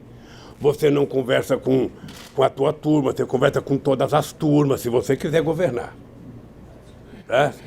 É assim que se faz no mundo inteiro. O senhor acha que na Espanha, governos... Eu acho que na Espanha nós vamos ter um governo mais progressista, eu acho. Agora, com relação à Venezuela... Porque sabe o que acontece? O discurso da direita, gente, é tão xenófobo que não pode dar certo. Veja o Macron, na França. O Macron era do governo, negou o governo, né? Negou o governo socialista, fingiu que não era político, foi eleito presidente da República. O que ele está fazendo agora? Porque não tem saída. Não tem saída. O Bolsonaro ele tem que governar com aqueles políticos que estão lá. Vamos ser francos, vocês que gostam de política, não dá saudade o Brasil não ter uma figura como Ulisses Guimarães? Cadê o grande Ulisses Guimarães? Não tem mais. Acabou. Foi nivelado por baixo. Qual é o grande orador que você tem no Senado, o grande tribuno? Qual é o grande tribuno que você tem na Câmara? Sabe, acabou, porque a política foi avacalhada. Eu vejo, viu, Mônica? Eu vejo muita televisão. Então, às vezes, eu vejo qualquer programa de televisão, sem mais e sem menos, o cara vai lá e esculhamba a política. Olha, mas se ele esculhamba, nominando quem é, tudo bem. Quer avacalhar com o político Lula, vai lá e fala, o Lula é isso, esculhamba o Lula. Aí o Lula tem o direito de abrir um processo contra ele. Mas o cara generaliza, sabe, a política como se fosse um só, o povo vai desacreditando, Como é que você acha que o povo reage assistindo o Jornal Nacional e meia hora todo santo dia falando de corrupção? Como é que é o ânimo de um cara que levanta de manhã e vai trabalhar para ganhar um salário mínimo? O cara acha que todo mundo é ladrão. Quando a Globo é acusada que não paga 600 milhões de reais à Receita Federal, eles dão um comunicado para Elírio Bono. A Globo já apertou a conta. Acabou. Ninguém fala mais nada. A Folha não publica matéria sobre a Globo. Sabe? Ninguém publica. Mas se é o coitado do Lula... Presidente. Imagina se os milicianos do Bolsonaro fossem amigos da minha família. Presidente, deixa eu garantir aqui mais duas perguntinhas da área internacional. Com relação à Venezuela, né, o senhor teve uma relação muito boa quando o senhor era presidente com o Hugo Chávez, e depois que o Chávez saiu, a Venezuela entrou numa crise profunda e hoje vive um embate que está sendo muito ruim para a população e para o país, com muitas pessoas deixando a Venezuela e vindo para o Brasil, fugindo da pobreza e da falta de perspectivas. Como é que o senhor vê a questão da Venezuela e quais saídas que existiriam para se preservar a democracia e o desenvolvimento da Venezuela hoje? Só te contar um pequeno caso. O primeiro contato que eu tive com o Chávez foi pelas mãos, depois que o Chávez virou presidente. Quando ele não era presidente, ele foi no Fórum de São Paulo, em El Salvador, e nós do PT, eu e o Marco Aurélio, não deixamos ele participar porque ele era golpista. Então a gente resolveu não deixar ele participar porque ele tinha tentado dar o golpe na Venezuela. Depois, quando ele foi presidente e que derrubaram ele voltou para o governo e o Fernando Henrique Cardoso me liga e fala para mim se eu atenderia um telefonema do presidente Chávez. E me explicou o que era. Me explicou o seguinte: o Chávez está pedindo um navio de combustível, porque está em greve os trabalhadores da PDVSA, e o Chávez está pedindo para o Brasil emprestar um navio de gasolina para ele. Eu, por mim, empresto, Lula, mas como você já ganhou as eleições, embora não tenha tomado a posse, eu disse para o Chávez que é você que decida. Aí o Chávez me liga e eu decidi mandar o avião de gasolina para ele, o navio de gasolina. Foi a primeira vez. O Chávez era uma figura estupenda. Era voluntarista, eu tinha discordância política com o Chávez, mas era uma figura encantadora, sabe? Era aquele cara que fazia você se sentir bem em qualquer lugar, mas ele era muito voluntarista, sabe? Era complicado. O Celso Amorim pode te contar. Eu tomei posse dia 1º de janeiro, dia 21 de janeiro, eu já tive que criar um grupo de amigos para resolver o problema da Venezuela. E eu criei um grupo de amigos, colocando Estados Unidos, colocando Espanha. Por que Espanha? Porque o Aznar tinha sido o primeiro presidente a apoiar os golpistas. Eu coloquei os Estados Unidos, que era o inimigo deles, coloquei a Espanha, o Brasil, acho que a Argentina, eu não sei se a França, eu não sei os três. E quando eu coloquei, o Fidel Castro ficou muito nervoso. e falou porque vocês estão entregando a Venezuela para o imperialismo, porque não pode ter um grupo de amigos com os Estados Unidos. Eu falei, ô Fidel, deixa eu falar uma coisa para você. O grupo de amigos que nós estamos criando não são amigos do Chávez, são amigos da Venezuela, da democracia. Então tem que ter gente que a oposição leve em conta. Os americanos eram levados em conta pela oposição, o Aznar era levado em conta. E o que aconteceu? Deu certo. Negociamos, houve um referendo, participou o Jimmy Carter.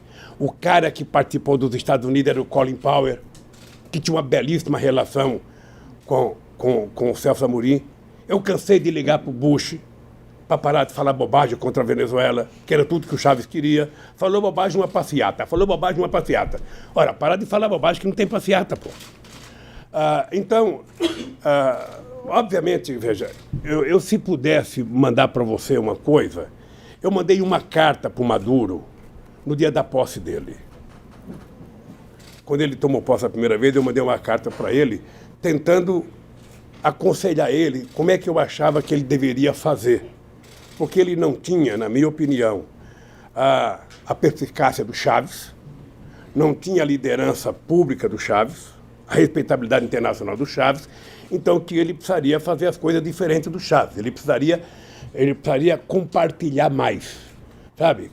Se eu não sou individualmente essa figura pública de poder como o Chávez era, eu tenho que juntar gente, eu tenho que trabalhar em equipe. Então eu mandei uma carta para ele, se eu achar essa carta eu vou te mandar para você ver. Obviamente que eu não concordo com a política econômica da Venezuela, acho que é um equívoco, mas muito menos eu concordo do Brasil reconhecer o tal do Guaidó. Sinceramente, é uma pouca vergonha. É levar o Brasil ao mais baixo nível de política externa que eu já vi na vida. E depois aquela vergonha de dizer que ia mandar caminhão de alimento e mandar 2 caminhonetes vazias.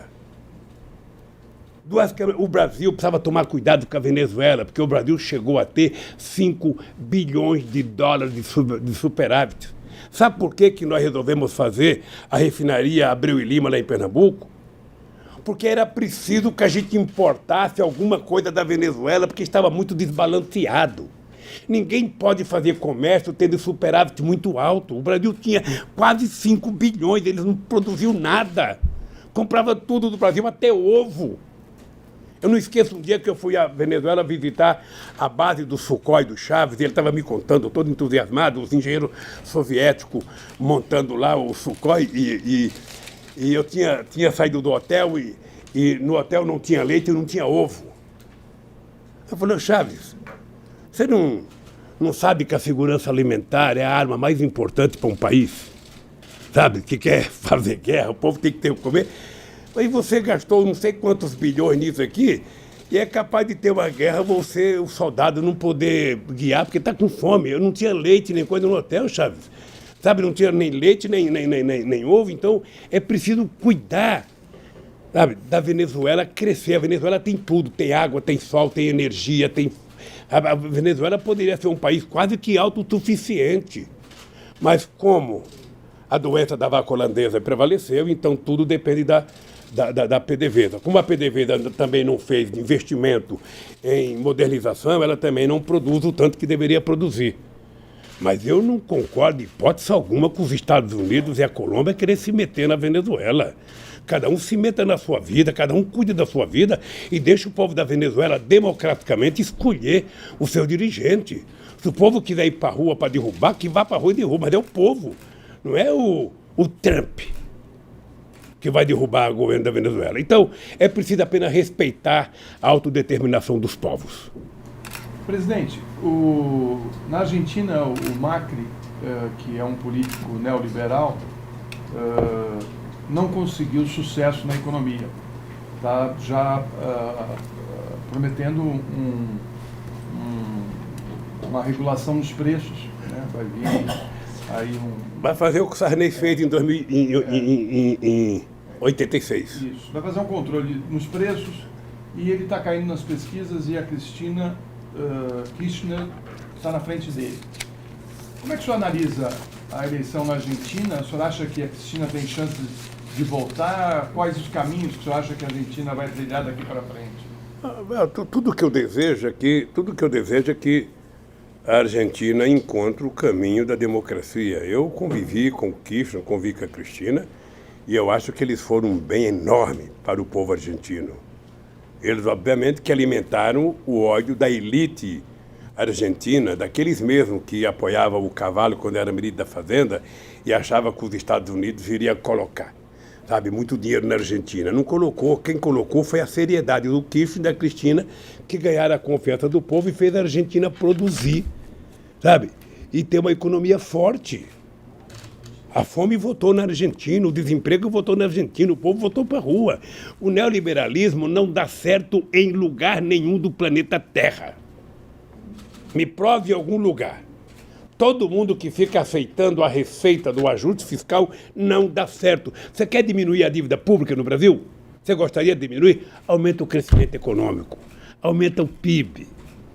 Produz mais pão, mais feijão, mais arroz, mais carro, sabe? Mais salsicha, mais linguiça, mais carne, que você aumenta o PIB e cai a dívida pública. Então, eu estou torcendo para que a Cristina, se ela for candidata, ganhar as eleições. O povo argentino, na sua maioria, vai ser muito mais feliz. Presidente, como é que o senhor viu a declaração do César Battisti, depois secretário de Estado, dizendo e admitindo que participou de 4 assassinatos? O senhor se arrependeu de ter tomado a decisão de deixar ele vivendo no Brasil? Eu não me arrependi porque eu não sabia. Veja, eu recebi informações através do Ministério da Justiça que tinha conhecido o processo e que ele não tinha crime. Com base nisso, o Tarso orientou a tomar a decisão. Nós tomamos a decisão. Ora, se depois disso ele assumiu o que fez, eu lamento profundamente. Aliás, eu não conheci o Battisti, porque eu acho que eu não fazia parte da turma que ele tinha confiança. Então esse cidadão ficou no Brasil, sabe? Foi preso na Bolívia, e eu não conhecia, mas eu lamento profundamente que ele tenha confessado. Meu amigo Mino Carta tinha razão, porque o Mino bateu muito. O Mino bateu muito no PT por conta da decisão do PT.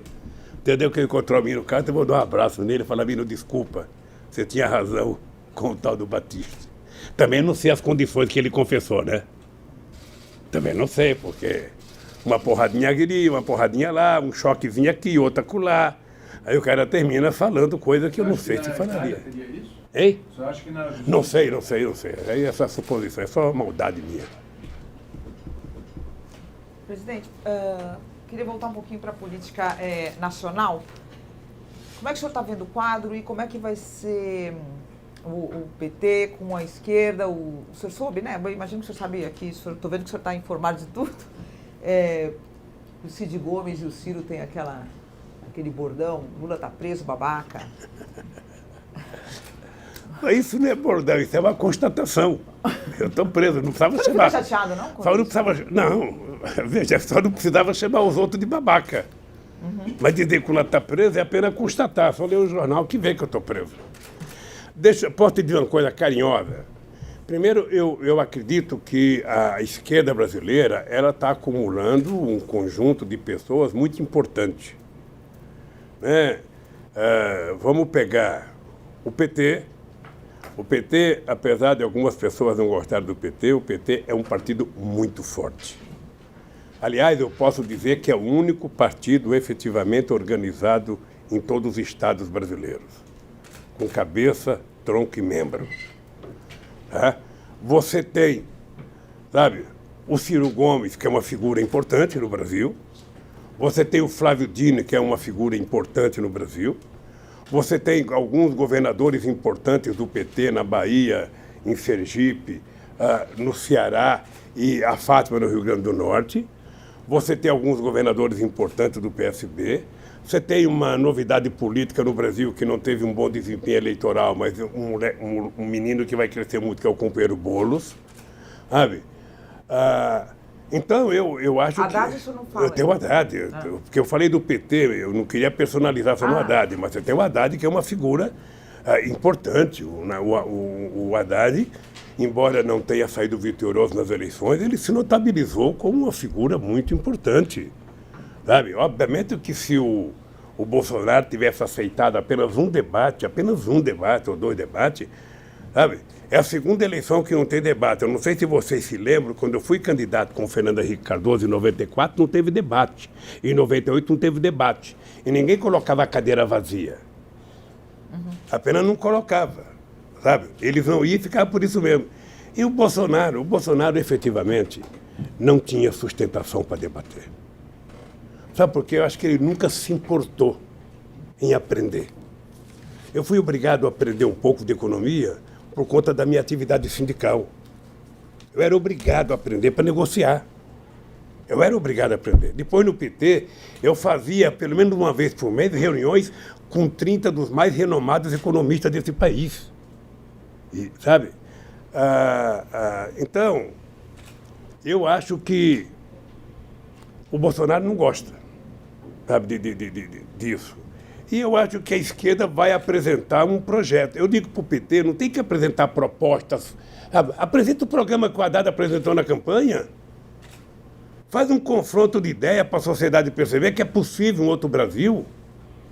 É possível, Mônica, porque eu provei na prática que é possível construir um novo Brasil. Eu consegui provar com a bênção de Deus e do povo brasileiro que o povo não é problema, o povo é solução. Eu consegui provar isso. Então eu estou convencido que a esquerda... deixa eu dizer uma coisa pessoal. Eu pessoalmente gosto de Ciro Gomes. Tenho respeito pelo Ciro Gomes. O Ciro Gomes, ele não causa mal ao PT. Ele causa mal a ele. Tá? O Ciro Gomes precisa aprender uma lição elementar. É aprender a ouvir coisas que você não gosta. É suportar os contrários. É aprender a conviver na diversidade. Ele precisa aprender essa lição mínima. Quando ele foi governador do Ceará, ele não precisava disso. Quando ele foi prefeito de Fortaleza, não precisava disso. Mas agora, para ser presidente do Brasil, ele precisa. E ninguém será presidente do Brasil se romper com o PT, com o PCdoB, ou seja, pela direita, não sei se a direita aceitaria ele. Como eu gosto do Ciro, sabe? O dia que ele pedir para me visitar, eu vou aceitar que ele me visita aqui, sabe? Para ter uma conversa boa com ele. Porque eu gosto dele. Eu gosto do Flávio Dino. Sabe? Não sei se a Marina tem um dia a propensão de votar para os setores de esquerda, porque a Marina acabou, né? Coitada. Ter 1% só no processo eleitoral, depois de ser quadra presidenta, é muito pouco. Eu não sei o que ela vai fazer. Mas eu penso que a esquerda pode construir um grande projeto para o Brasil e pode voltar ao poder. Sem o PT na hegemonia, né? Como isso já era... Desde o PT, isso eu defendo... Por que o PT, de vez em quando, aparece como hegemônico? Você acha que um partido que tem 30% de voto vai começar abrindo mão da sua candidatura? Não vai. Como eu acho que o PT já teve presidente 4 vezes, eu acho que em algum momento o PT pode escolher um companheiro de outro partido político e ser candidato a presidente. Sabe? O PT pode participar do governo, o PT pode ter vice, o PT, sabe? Eu acho que tudo é possível. O que você precisa é não exigir que o PT abra mão sem apresentar uma proposta alternativa. Se você tem 10%, eu tenho 30%, e você acha, bom, mas no segundo turno eu sou melhor do que você, no segundo turno eu sou melhor do que você, ou se você é melhor do que eu, por que você não ganha no primeiro turno? Eu lembro do Brizola em 89. O Brizola é uma pessoa que faz falta no Brasil hoje. Sabe, eu lembrei do Ulisses Guimarães, o Brizola é uma pessoa, uma raia, uma pessoa que faz falta. Sabe os velhos da política que fazem falta? A sabedoria política, não tem mais isso. Fernando Henrique, não? O Fernando Henrique Cardoso é o seguinte, o Fernando Henrique Cardoso não tem jogado um papel que o nome dele deveria merecer. Ele fala muito sobre quase tudo desnecessariamente. Sabe, eu, sinceramente, acho que ele poderia ter um papel, sabe, de grandeza para quem já foi presidente da República, para quem foi chamado de príncipe da sociologia. Ele poderia ter um papel mais respeitoso com ele mesmo, não é comigo. O problema do Fernando Henrique Cardoso é que ele nunca aceitou o meu sucesso. Ele me adorava no fracasso. tá? Quando eu fui eleito, que ele falou, bom, o Lulinha só vai durar 4 anos, e aí eu vou voltar com pompa e tudo, sabe? Ele me tratava bem, sabe? Eu chego a dizer que eu achava que ele queria que eu ganhasse ao invés do Serra. É porque ele fala, o Lula vai ganhar, um coitado metalúrgico, não vai conseguir fazer nada, eu vou votar 4 anos depois, cheio de moral. O Serra, se ganhar, vai me ferrar. Então, prefiro... Não deu certo. Porque quem deu certo não fui eu. Quem deu certo foi a paciência e a competência do povo brasileiro, que me ajudou, que acreditou. Você está lembrado quantas vezes eu dizia, olha, meu governo vai ser medido por 4 anos. Não adianta cobrar de mim agora. Isso aqui é que nem um pezinho de jabuticaba. Você planta, se ele não for enxertado, ele demora 15 anos para dar. Se ele for enxertado, vai dar no primeiro ano. Mas você tem que jogar água, tem que ter sol. O governo é isso. E eu tinha muito medo de não dar certo. Vocês estão lembrados que eu dizia, eu não posso dar errado. Eu tinha muito medo do Wałęsa na Polônia. Eu olhava para o Wałęsa, o fracasso do Wałęsa, ser presidente da República, sabe, depois do estaleiro de Gdansk, e na reeleição ter 0,5% dos votos. Eu falei, Deus me livre, eu não quero ser isso. E graças a Deus, o povo brasileiro, sabe, me fez. Até hoje eu tenho muito orgulho de ser considerado o melhor presidente da história do Brasil. Carrego isso com muito orgulho.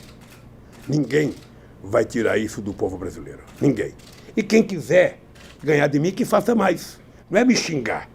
Mas já ganharam do senhor, hein? Sabe? Hein? Ganharam agora do senhor, né? De mim não concorri. Não concorreu. Bom, presidente... Se eu tivesse concorrido, eu certamente ganharia as eleições. O senhor pensa em concorrer, presidente? Vamos no imaginário. O senhor está preso e não pode concorrer durante muitos anos. A Folha de São Paulo escreveu que eu só vou ser candidato em 2039? Mas o senhor seria candidato velho? Deixa eu te bem mais contar. velho? Eu sou um homem muito... O senhor não bota na cabeça que o senhor nunca Eu mais sou vai um ser homem de candidato? muita crença. Eu vejo os cientistas falar que o homem que vai viver 120 anos já nasceu. E por que não sou eu? Mas o senhor seria... Então... Não, efetivamente, deixa o senhor eu falar pensa concretamente falando. Veja, eu acho que a Igreja Católica ensinou o seguinte, olha, com 75 anos o bispo se aposenta, sabe? Que é melhor dar lugar para o novo. Eu acho que vai surgir muita gente boa nesse país e eu me contentarei em apoiar qualquer pessoa daqui para frente para ser candidato a presidente da República. Agora, eu estou vendo nos Estados Unidos um monte de gente com 78, 79 querendo ser candidato. E isso começa a muriçar, começa a me dar um chamugão aqui no pé, uma coceira. Eu falo, quem sabe eu ainda posso voltar, com uma bengalinha na mão. Aí... Como é que fala a música do velhinho? Bota o velhinho na parede, o velhinho está de volta, quem sabe? Mas se depender de mim, eu vou trabalhar para ter alguém mais novo, alguém com mais energia. Presidente, o seu ex-ministro Palocci virou agora delator. Ele disse, inclusive, que havia uma conta no exterior no nome do Joesley, onde era depositado dinheiro para o PT. Ele disse também que as 2 campanhas da Dilma para a presidência custaram 1,4 bilhões de reais, mas que não foi declarada a justiça eleitoral.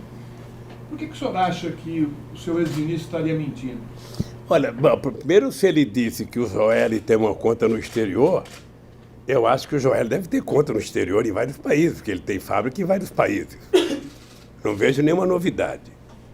A segunda, eu lembro de um tempo que saiu na imprensa que o Joel tinha aberto uma conta para mim no exterior, que era para o meu futuro. Depois ele disse que utilizou a conta para comprar a ilha, sabe? A ilha que era do Hulk, lá em Angra do Reis, para dar de presente para a mulher dele, comprou um barco, não sei para quê. Ou seja, então, o dinheiro que ela disse que é meu, ele gastou. Quando eu sair daqui, vai abrir um processo contra ele, para devolver o que é meu, segundo ele disse. Segundo, veja, eu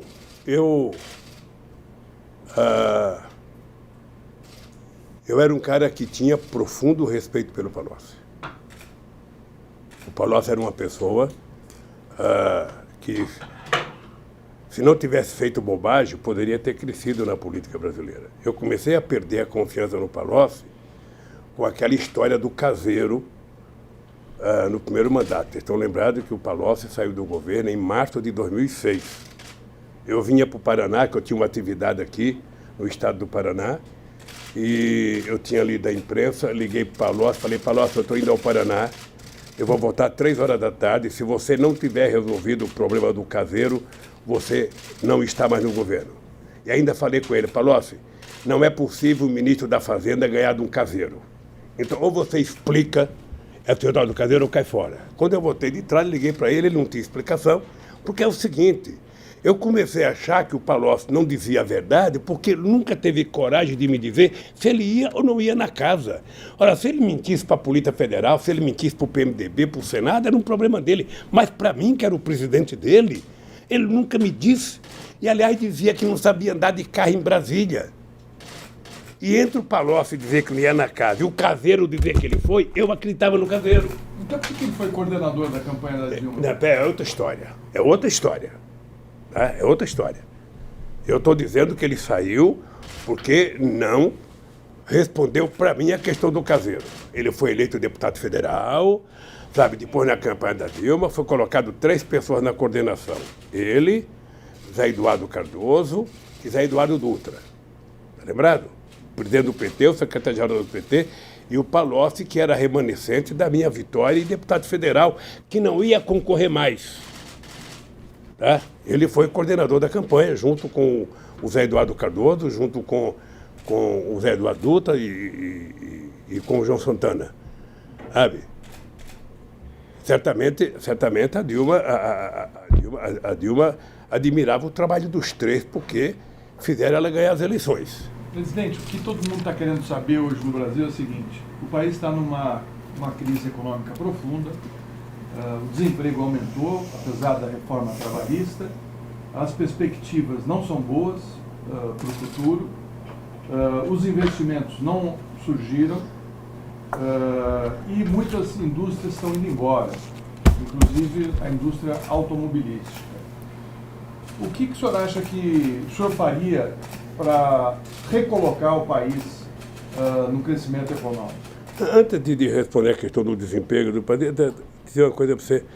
Você estava perguntando do Palocci, eu estava respondendo. Deixa eu dizer uma coisa para vocês. Desde os anos 70, que tem no Brasil uma disputa entre o cara que foi preso e denunciou o companheiro que era traidor e o que não denunciou que era herói, sempre teve isso. Eu nunca tratei assim. Eu acho que o ser humano ele tem um limite de suportar do ponto de vista psicológico, do ponto de vista da dor que ele recebe.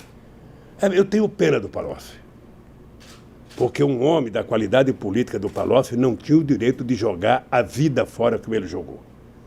Tenho um profundo respeito pela mãe do Palocci, que é fundadora do PT, que carrega barro até hoje pelo PT lá em Ribeirão Preto, mas lamentavelmente eu tenho pena do Palocci. Ele não merecia fazer com ele o que ele está falando. Sabe? Não merecia. Presidente. Bem, agora é o seguinte, o Brasil, Florestan, a economia não tem mágica. 50% dos problemas econômicos de um país são resolvidos quando quem está governando tem credibilidade interna e externa.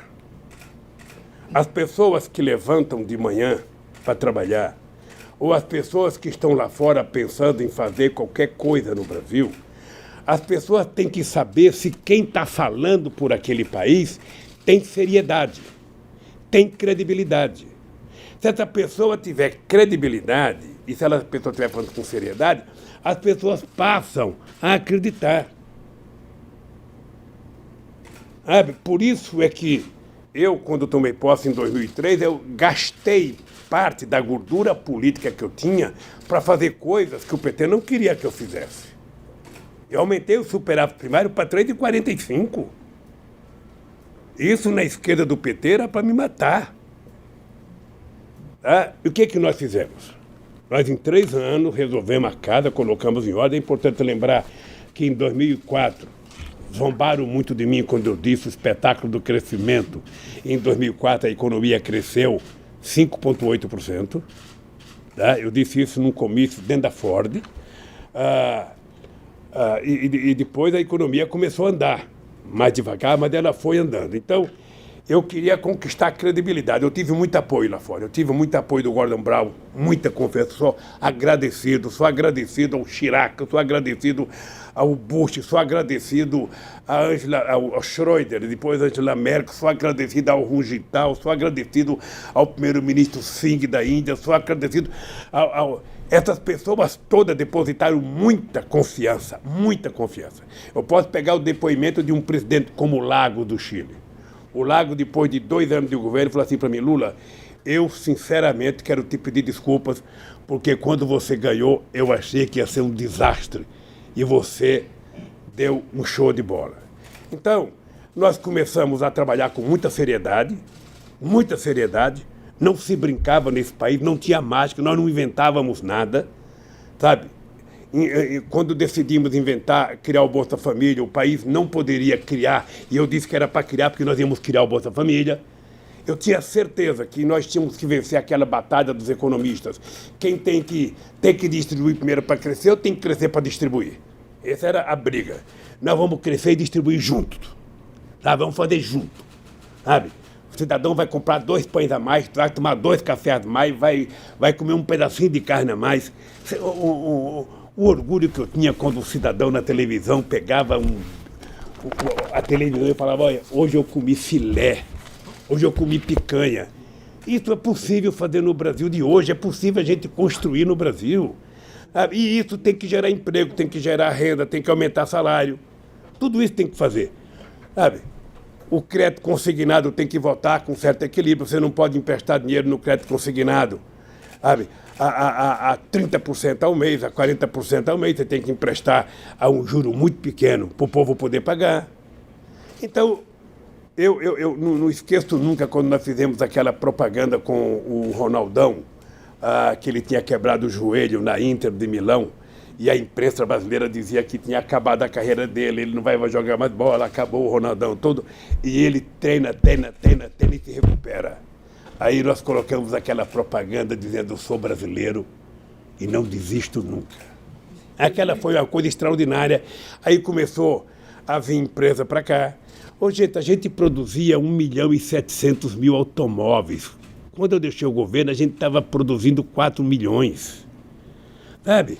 Era muita coisa que estava acontecendo nesse país.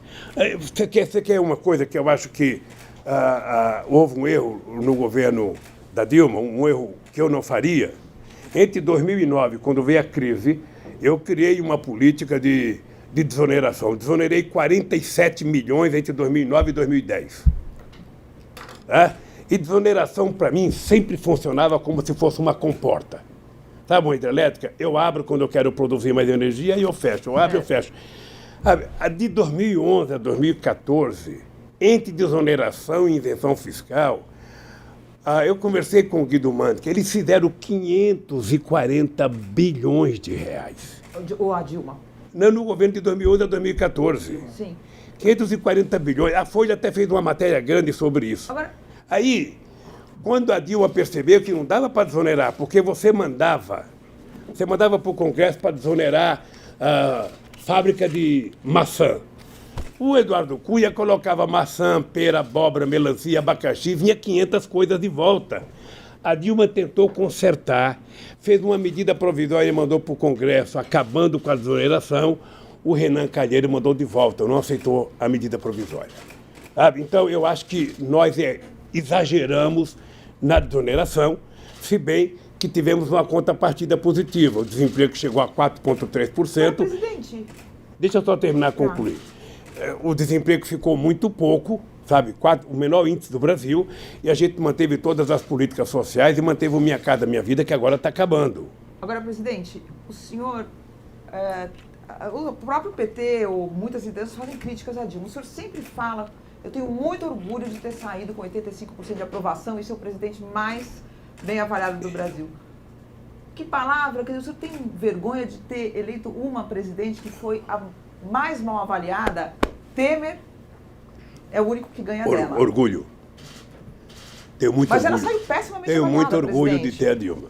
Mas o povo brasileiro não reconhece. Nem todo filho, sabe, consegue ter o sucesso que você teve. Não, ela teve um fracasso. O Pelé não ela teve, saiu muito mal o Pelé não avaliada. teve nenhum jogador como ele. Mas ela saiu nem o muito filho mal. dele. Deixa eu falar uma coisa para você. Não foi só não ter o mesmo sucesso, é foi um importante fracasso. lembrar que em 2013 a Dilma tinha quase que 75% de preferência eleitoral nesse país. A aprovação da Dilma era de 75%. E de 2015, presidente? Ei, peraí, deixa eu falar, querido. Tá. Depois do que aconteceu a partir de 2013, que eu acho que nem a imprensa avaliou direito, nem a esquerda, nem os cientistas políticos avaliaram direito, o que foi 2013, o que foi a Primavera Árabe? Aquela loucura. Eu fiquei muito feliz quando derrubaram o Mubarak. Fiquei muito feliz, porque eu conheci ele bem. E o Obama tinha acabado de ir lá fazer um discurso, o grande discurso do Egito. Bem, aí derruba o Mubarak, elege o Morsi. 3 meses derrubaram o Morsi. Quem que está governando? Uma junta militar. E não tem mais manifestação na rua. Nenhuma mais. A Líbia, invadir a Líbia quando o que eu vou dizer aqui é pecado, mas eu vou dizer. Porque se eu não dizer, vocês não vão entender. O Gaddafi, por que fazer o que fizeram com o Gaddafi? O Gaddafi, eu achava ele muito parecido com o Calbi Peixoto. Ele tinha feito um implante de cabelo, ele estava com cabeludo, muito cabelo, ele utilizava muita base no rosto, sabe? Aquelas mantas bonitas que ele usava, aqueles panos de seda branco, tudo cheio de base aqui, sabe? Ele não causava mais mal a ninguém. Aquela loucura de matar aquele cara, o que criaram na Líbia? Criaram agora começou a guerrilha de verdade. O Iraque, eu conversei muito com o Bush. O Bush não tem armas químicas no Iraque, Bush não faça isso, tal. Não, ele fez, porque ele precisava se reeleger. Sabe? E eu acho que o Sarkozy e o inglês fizeram também a guerra do Iraque para poder se reeleger, e não deu certo. Então, eu sinceramente, acho que o mundo está precisando de lideranças. E nós não temos lideranças mundiais. Não temos. Presidente. Sabe? Então nós precisamos tentar, no campo da política, dizer o seguinte: olha, quem vai resolver o problema do mundo é você ter uma classe política séria, com partidos sérios, organizados seriamente, sabe? Para poder consertar o país. Não tem o gênio. Não tem o gênio na universidade que você vai lá e pega e coloca que ele vai governar. Se fosse fácil assim, você não teria problema em nenhum país. Harvard teria presidente em todo mundo. Presidente, o senhor fez a sua carreira como líder sindical, que acabou terminando na política, dentro dos sindicatos dos metalúrgicos de São Bernardo do Campo. O sindicato vai fazer 60 anos numa crise de emprego e com as montadoras saindo do ABC. O que o senhor diria hoje para os seus colegas, para os seus companheiros que estão no sindicalismo, que estão lá no ABC, no Sindicato dos Metalúrgicos? Ainda tem alguma coisa positiva? Não, eu não queria dizer para os metalúrgicos, não, eu queria tentar discutir com os meus companheiros do movimento sindical. Ô, gente, a classe trabalhadora mudou. A classe trabalhadora de 2020 não é mais a classe trabalhadora de 1980. Sabe, mudou. Mudou profissionalmente, mudou intelectualmente, sabe? Hoje o trabalhador não é mais o trabalhador que trabalha de fábrica, ele trabalha fora, ele trabalha em casa, ele trabalha fazendo bico, ou seja, não tem mais aquela classe trabalhadora concentrada dentro de uma fábrica como tinha antes. Hoje o cara tá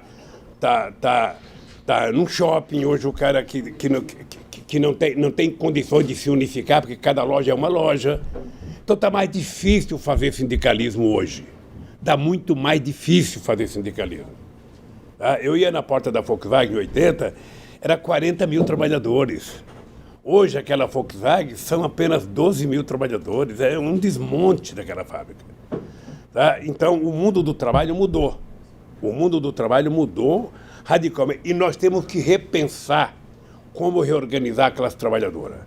O cara que trabalha por conta própria, o cara que trabalha individualmente, o cara que trabalha em casa, o cara não tem mais a mesma consciência de classe que ele tinha naquele tempo. Então, o papel do movimento sindical agora é tentar repensar como organizar a classe trabalhadora, como eu representar os trabalhadores. A Volkswagen tem mais ex-metalúrgico fora do que lá dentro. Quem é que representa esses ex-metalúrgicos? Então o movimento sindical tem uma tarefa forte de descobrir um novo discurso e uma nova razão para a sua existência. Para encerrar, presidente... Ainda não está encerrando, não. Não, temos já... Não, ainda falta 14. Então tem mais. Para pré-encerrar. Para encerrar. Eu queria saber o seguinte... Eu não tenho nenhuma pressa, viu? Nem nós também não. Eu recebi muitas mensagens durante esses 7 meses que eu e a Mônica estávamos aguardando para fazer essa entrevista, e as pessoas que me escreveram, a grande maioria, quer um posicionamento do senhor de otimismo. Ou seja, elas estão precisando de injeção de otimismo. O que o senhor teria a dizer a essas pessoas que estão no Brasil querendo uma saída melhor? Se quer otimismo, é comigo mesmo. Vamos lembrar que quando eu fui eleito em 2002, qual era a lógica do Brasil? A lógica do Brasil era o seguinte: o Brasil tem uma dívida externa impagável, o Brasil está quebrado e você não vai conseguir governar o país. Foi assim que eu entrei para ser presidente da República. Quando eu entrei no sindicato, também disseram: olha, tem a lei de greve, a estrutura sindical é a cópia fiel da Carta de Lavoro de Mussolini, você não vai conseguir mudar o sindicato. Em 3 anos a gente mudou o sindicalismo brasileiro. E em 3 anos nós começamos a mudar o Brasil. É por isso que eu digo, você tem que ter credibilidade, você tem que construir uma relação de confiança com a sociedade e você tem que fazer com que a sociedade confie em você, interna e externa. Por exemplo, eu às vezes fico chateado porque tem muitos empresários covardes que poderiam, nesse instante, estar brigando pelos interesses do Brasil. Sabe? O Brasil forte, indústria forte, é bom para o Brasil. Nós precisamos ter indústria forte, ter empresário forte. Sabe? Nós precisamos ter. Cadê essa gente que não se manifesta? Sabe? Nós estamos vendo destruir a educação. Cadê o pessoal que não se manifesta? Então, eu acho que como nós já provamos que é possível construir esse país, as pessoas têm que acreditar que depende de nós, depende de cada um. Não adianta ficar xingando o Bolsonaro e achando que ele vai fazer. Ele não vai fazer. Quem coloca os ministros da educação que ele colocou não gosta de educação. Quem coloca o cara do meio ambiente que ele colocou não gosta do meio ambiente. Então, ao invés de ficar esperando, quem coloca o Guedes na economia não gosta do povo. Ao invés de ficar esperando que o Bolsonaro resolva o nosso problema, nós temos que, enquanto sociedade civil organizada, começar a se mexer, começar a lutar, começar a brigar pelos nossos interesses, cobrar o Congresso Nacional, fazer pressão. Você acha que nós vamos evitar a aprovação da Previdência Social como eles querem, fazendo uma manifestação na Paulista? Não. A manifestação tem que ser na cidade do deputado federal, tem que ser na porta da casa dele, na rua dele. Senão, como é que o Bolsonaro trabalha? Robô mandando zap para senador, robô mandando zap para deputado, robô mandando zap para um monte de gente, as loucuras. Eu votei em tal coisa porque recebi muito zap, eu recebi... Sabe? Nós temos que brigar. Então, o meu otimismo é esse, eu nunca dependi de nada. Eu nunca dependi de favor, nunca fiquei esperando. Nós temos que construir a nossa proposta e ir para a rua para tentar construí-la. Via Congresso Nacional, via pressão em cima do governo, é uma disputa. É uma disputa. Nós estamos vendo na Inglaterra agora os caras se manifestando em defesa. Ontem eu vi um velhinho de 89 anos no meio, fazendo manifestação na frente de um banco pela preservação ambiental. Sabe, eu vejo os coletes verdes na França, agora não sabe nem porque estão brigando mais, mas estão brigando, todo dia. E no Brasil nós temos que fazer isso. Nós temos que fazer isso, gente. Estão tirando os nossos direitos. Veja a diferença. Antigamente, você tinha os europeus perdendo direito. Perderam muito direito os europeus. E o Brasil ganhando direito. Nós nem chegamos aos direitos que eles chegaram e já perdemos. Porque eles estão desmontando tudo que nós conquistamos. Desmontando, simplesmente destruindo. Quando eles falam de reforma política, na verdade, eles são demolidores, sabe, destruidores, sabe, do futuro dos nossos velhinhos.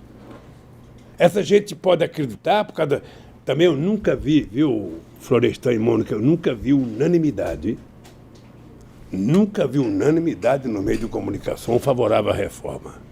Eu assisto muito debate. Não tem um cara contrário que vai num debate. É só gente favorável. É impressionante. Se eu fosse um jornalista da Globo, eu dizia, é impressionante como só tem gente a favor. Voltamos a ter o pensamento único, favorável à reforma. Discute, gente, é o povo. Esse Guedes daqui a pouco vai embora. Esse Guedes, na hora que ele cair, ele vai morar nos Estados Unidos, ninguém vai nem lembrar dele. Mas quem vai ficar com a vida desgraçada são mulheres e homens que trabalharam a vida inteira nesse país. Então a hora de lutar é agora. Como é que o cara manda um projeto para a comissão aprovar a admissibilidade e não mostra o que é? Eu não posso mostrar, é segredo. Gente do céu, você está tratando com os interesses de milhões e milhões e milhões de homens e mulheres. Você não está tratando com o interesse de banqueiro. Todo esse sacrifício do povo brasileiro para favorecer o Santander, para favorecer o Itaú, para favorecer o Bradesco. Que palhaçada é essa com o nosso país? Então o povo tem que saber o seguinte, o otimismo está dentro de nós. Tá? A gente tem que saber que o mandato é de 4 anos, a gente tem que saber que esse cara ganhou as eleições, a gente gosta ou não gosta, sabe? A gente tem que saber que ele pode imprimir o jeito dele governar, cabe a gente aceitar ou não. Presidente. Se a gente não aceita, tem que lutar. Presidente. Tem que ir para a rua, tem que dizer para o povo, tem que brigar, sabe? É assim que a gente faz política. Presidente. Achar que o Bolsonaro vai fazer o que você quer, esqueça. Ô, presidente, a gente tem só 5 minutos, fomos avisados aqui. Eu queria falar de uma coisa bem episódica, mas que eu acho que pode dizer muito. É o seguinte, o ex-primeiro-ministro de Portugal, Sócrates, deu uma entrevista e ele comentou o telefonema que o ministro Gilmar Mendes deu ao senhor no dia do velório do seu neto. E ele diz o seguinte, para ele, na interpretação dele, ele falou, são 2 adversários que sempre tiveram uma disputa política, mas que o ministro Gilmar ligou para ele, o presidente Lula chorou, o ministro Gilmar chorou, são 2 adversários chorando por um passado que perderam. E depois ele fala, onde um adversário reconhece a legitimidade do outro, não pensa em prender o outro e não pensa em privar uma pessoa de ver o velório do seu neto, não pensa em privar essa pessoa de ver o velório do seu irmão, de se despedir do seu irmão. Eu queria que o senhor comentasse um pouco isso sob essa perspectiva, não apenas dele ter ligado e chorado. Veja, o único comentário que eu tenho a fazer é agradecer a bela fala do companheiro Sócrates. O senhor viu? Eu não sabia que ele sabia, eu nem sabia que a imprensa tinha dado destaque àquilo. Sabe? Eu nem sabia se o Gilmar tinha pedido para divulgar, alguém que divulgou. Eu recebi um telefonema dizendo, olha, o ministro Gilmar quer falar com você. Ele tinha ligado também quando a Marisa morreu. A Marisa era amiga da mulher dele. Sabe? Então, eu acho que é um gesto humanitário, um gesto, eu atendi. Eu estava realmente chorando, sabe? Eu vi o Sócrates dizer que ele chorou, ou seja, eu não ouvi porque foi uma conversa muito rápida também, sabe? Mas eu sou agradecido ao Tasso Gereissati, que mandou um telegrama, sabe? Me dizendo palavras carinhosas sobre a morte do meu filho, dizendo eu também sou avô. Então, sabe, eu acho que, graças a Deus, a internet ainda não acabou com um pouco de humanismo que existe dentro de nós. Sabe? Ainda sobrevivemos. E tem gente que consegue sobreviver. Sabe? Em compensação, tem canalhas e mais canalhas e mais canalhas que vai para o Twitter falar bobagem e mais bobagem. Esses eu trato como canalha, que não merece o menor respeito. Aliás, eu nunca gostei muito de gente que utiliza Twitter, porque é só meia palavra, ou seja, aquele já diminuiu o vocabulário das pessoas, sabe? Com o tempo, esse cara não vai saber nem escrever mais. O senhor fica mais preocupado aqui, preso na Federal, com o que lá fora? Com seus filhos, com a sua família? O que lhe preocupa? Saber que eles estão passando dificuldade para se colocar na sociedade? Porque diferente do que disseram, muitos não estão numa situação financeira... Olha, não, estão todos mal. Todos mal. Eu estou com os meus bens todos bloqueados. Você veja o absurdo, uma coisa absurda, só para lembrar o que está acontecendo nesse país. Eu tinha sido multado em 32 milhões de reais para pagar não sei o quê. O STJ diminuiu para 2 milhões. Ora, qual é a diferença de 32 para 2? Qual é a lógica? Qual é a lógica até de multar em 2? Mas o senhor assinou essa lei, presidente? É uma lei que exige o pagamento de uma multa para poder... Não, mas deixa eu falar uma coisa para você, querida. Eu estou fazendo a comparação de 32 para 2. Tá? E depois dos 2, o suposto apartamento que o Moro mentiu dizendo que é meu, ele colocou no leilão. E quem ganhou deve ser o amigo dele, porque aquele contígio não comprava aquilo do jeito que comprou. Alguém comprou é amigo do Moro. Ali foi um ajeito. Ali foi um trambique que foi feito. Mas o cara comprou um apartamento por 2 milhões. Olha, se o apartamento foi vendido no leilão por 2 milhões, e 2 milhões era para Petrobras. Então, qual é a multa? Apenas lembrando isso. Então, eu espero que a partir desse processo que nós ganhamos em São Paulo, que a dona Marisa ganhou, eu espero que as pessoas desbloqueiem os bens, pelo menos na parte da dona Marisa, para que os filhos possam, pelo menos, sobreviver dignamente. Preocupado com seus filhos, então? Eu fico. Não, mas eu tenho preocupação com meus filhos. Eles vêm aqui me ver sempre, mas eu fico preocupado com a situação do Brasil. Eu, sinceramente, eu não consigo imaginar os sonhos que eu tive para esse país. Eu não consigo imaginar o sonho que eu tinha quando a gente descobriu o pré-sal para fazer esse país virar gigante. Sabe? Eu tenho orgulho e eu sonhei grande, porque eu passei a ser um presidente muito respeitado. Aqui na América do Sul, o Brasil era referência. Eu sonhava criar um bloco na América do Sul para a gente ter força nas negociações com a União Europeia, com os Estados Unidos, com a China. Individualmente a gente é muito fraco. Sabe? Eu fui o único presidente a ser chamado para todas as reuniões do G8. O Brasil foi, eu digo eu porque era o presidente, mas o Brasil foi muito importante no G20, tudo isso desmanchou. Tudo isso, agora eu vejo o prefeito de Nova York não quer fazer um jantar com o presidente do Brasil, o dono do restaurante se recusa. A que ponto nós chegamos? Que avacalhação! Um país, sabe, que em 2008, quando nós ganhamos as Olimpíadas, eu tinha certeza que o Brasil chegaria a ser a 5ª economia do mundo. Eu até brincava com os alemães, ó, se prepare que nós estamos chegando aí. Se prepare. O Brasil não tem limite. Pessoal, então, o nosso tempo se Ó. esgotou, me desculpem. Presidente, a última pergunta que eu poderia fazer. Pode ser. Se o senhor algum dia sair, além de tomar uma cachaça... Eu vou aqui na- sair, querida. Espero que você esteja aqui. Não. Presidente, além de tomar uma cachaça aqui com os seus apoiadores, qual a primeira coisa que o senhor vai fazer, além de tomar essa cachaça?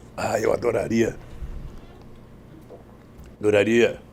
poder um dia fazer um debate numa universidade com o Moro e Dallagnol junto.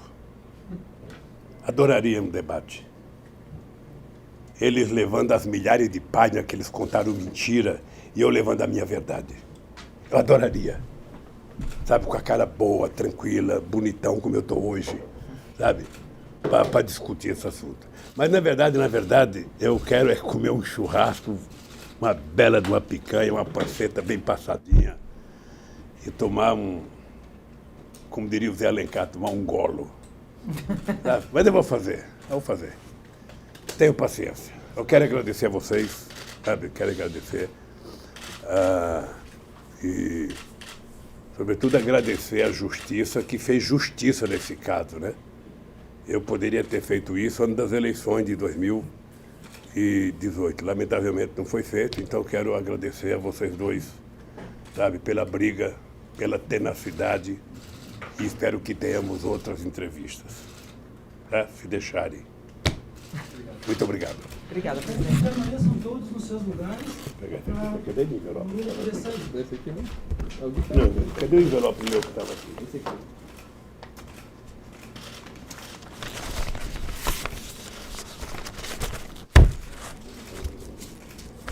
Essa grade.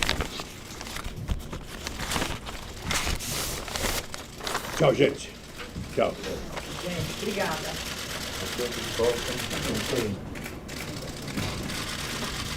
É vergonha.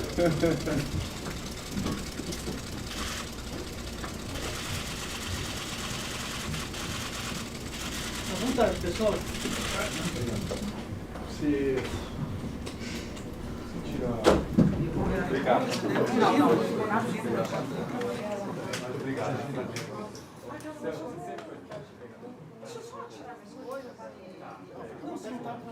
Não, não, não.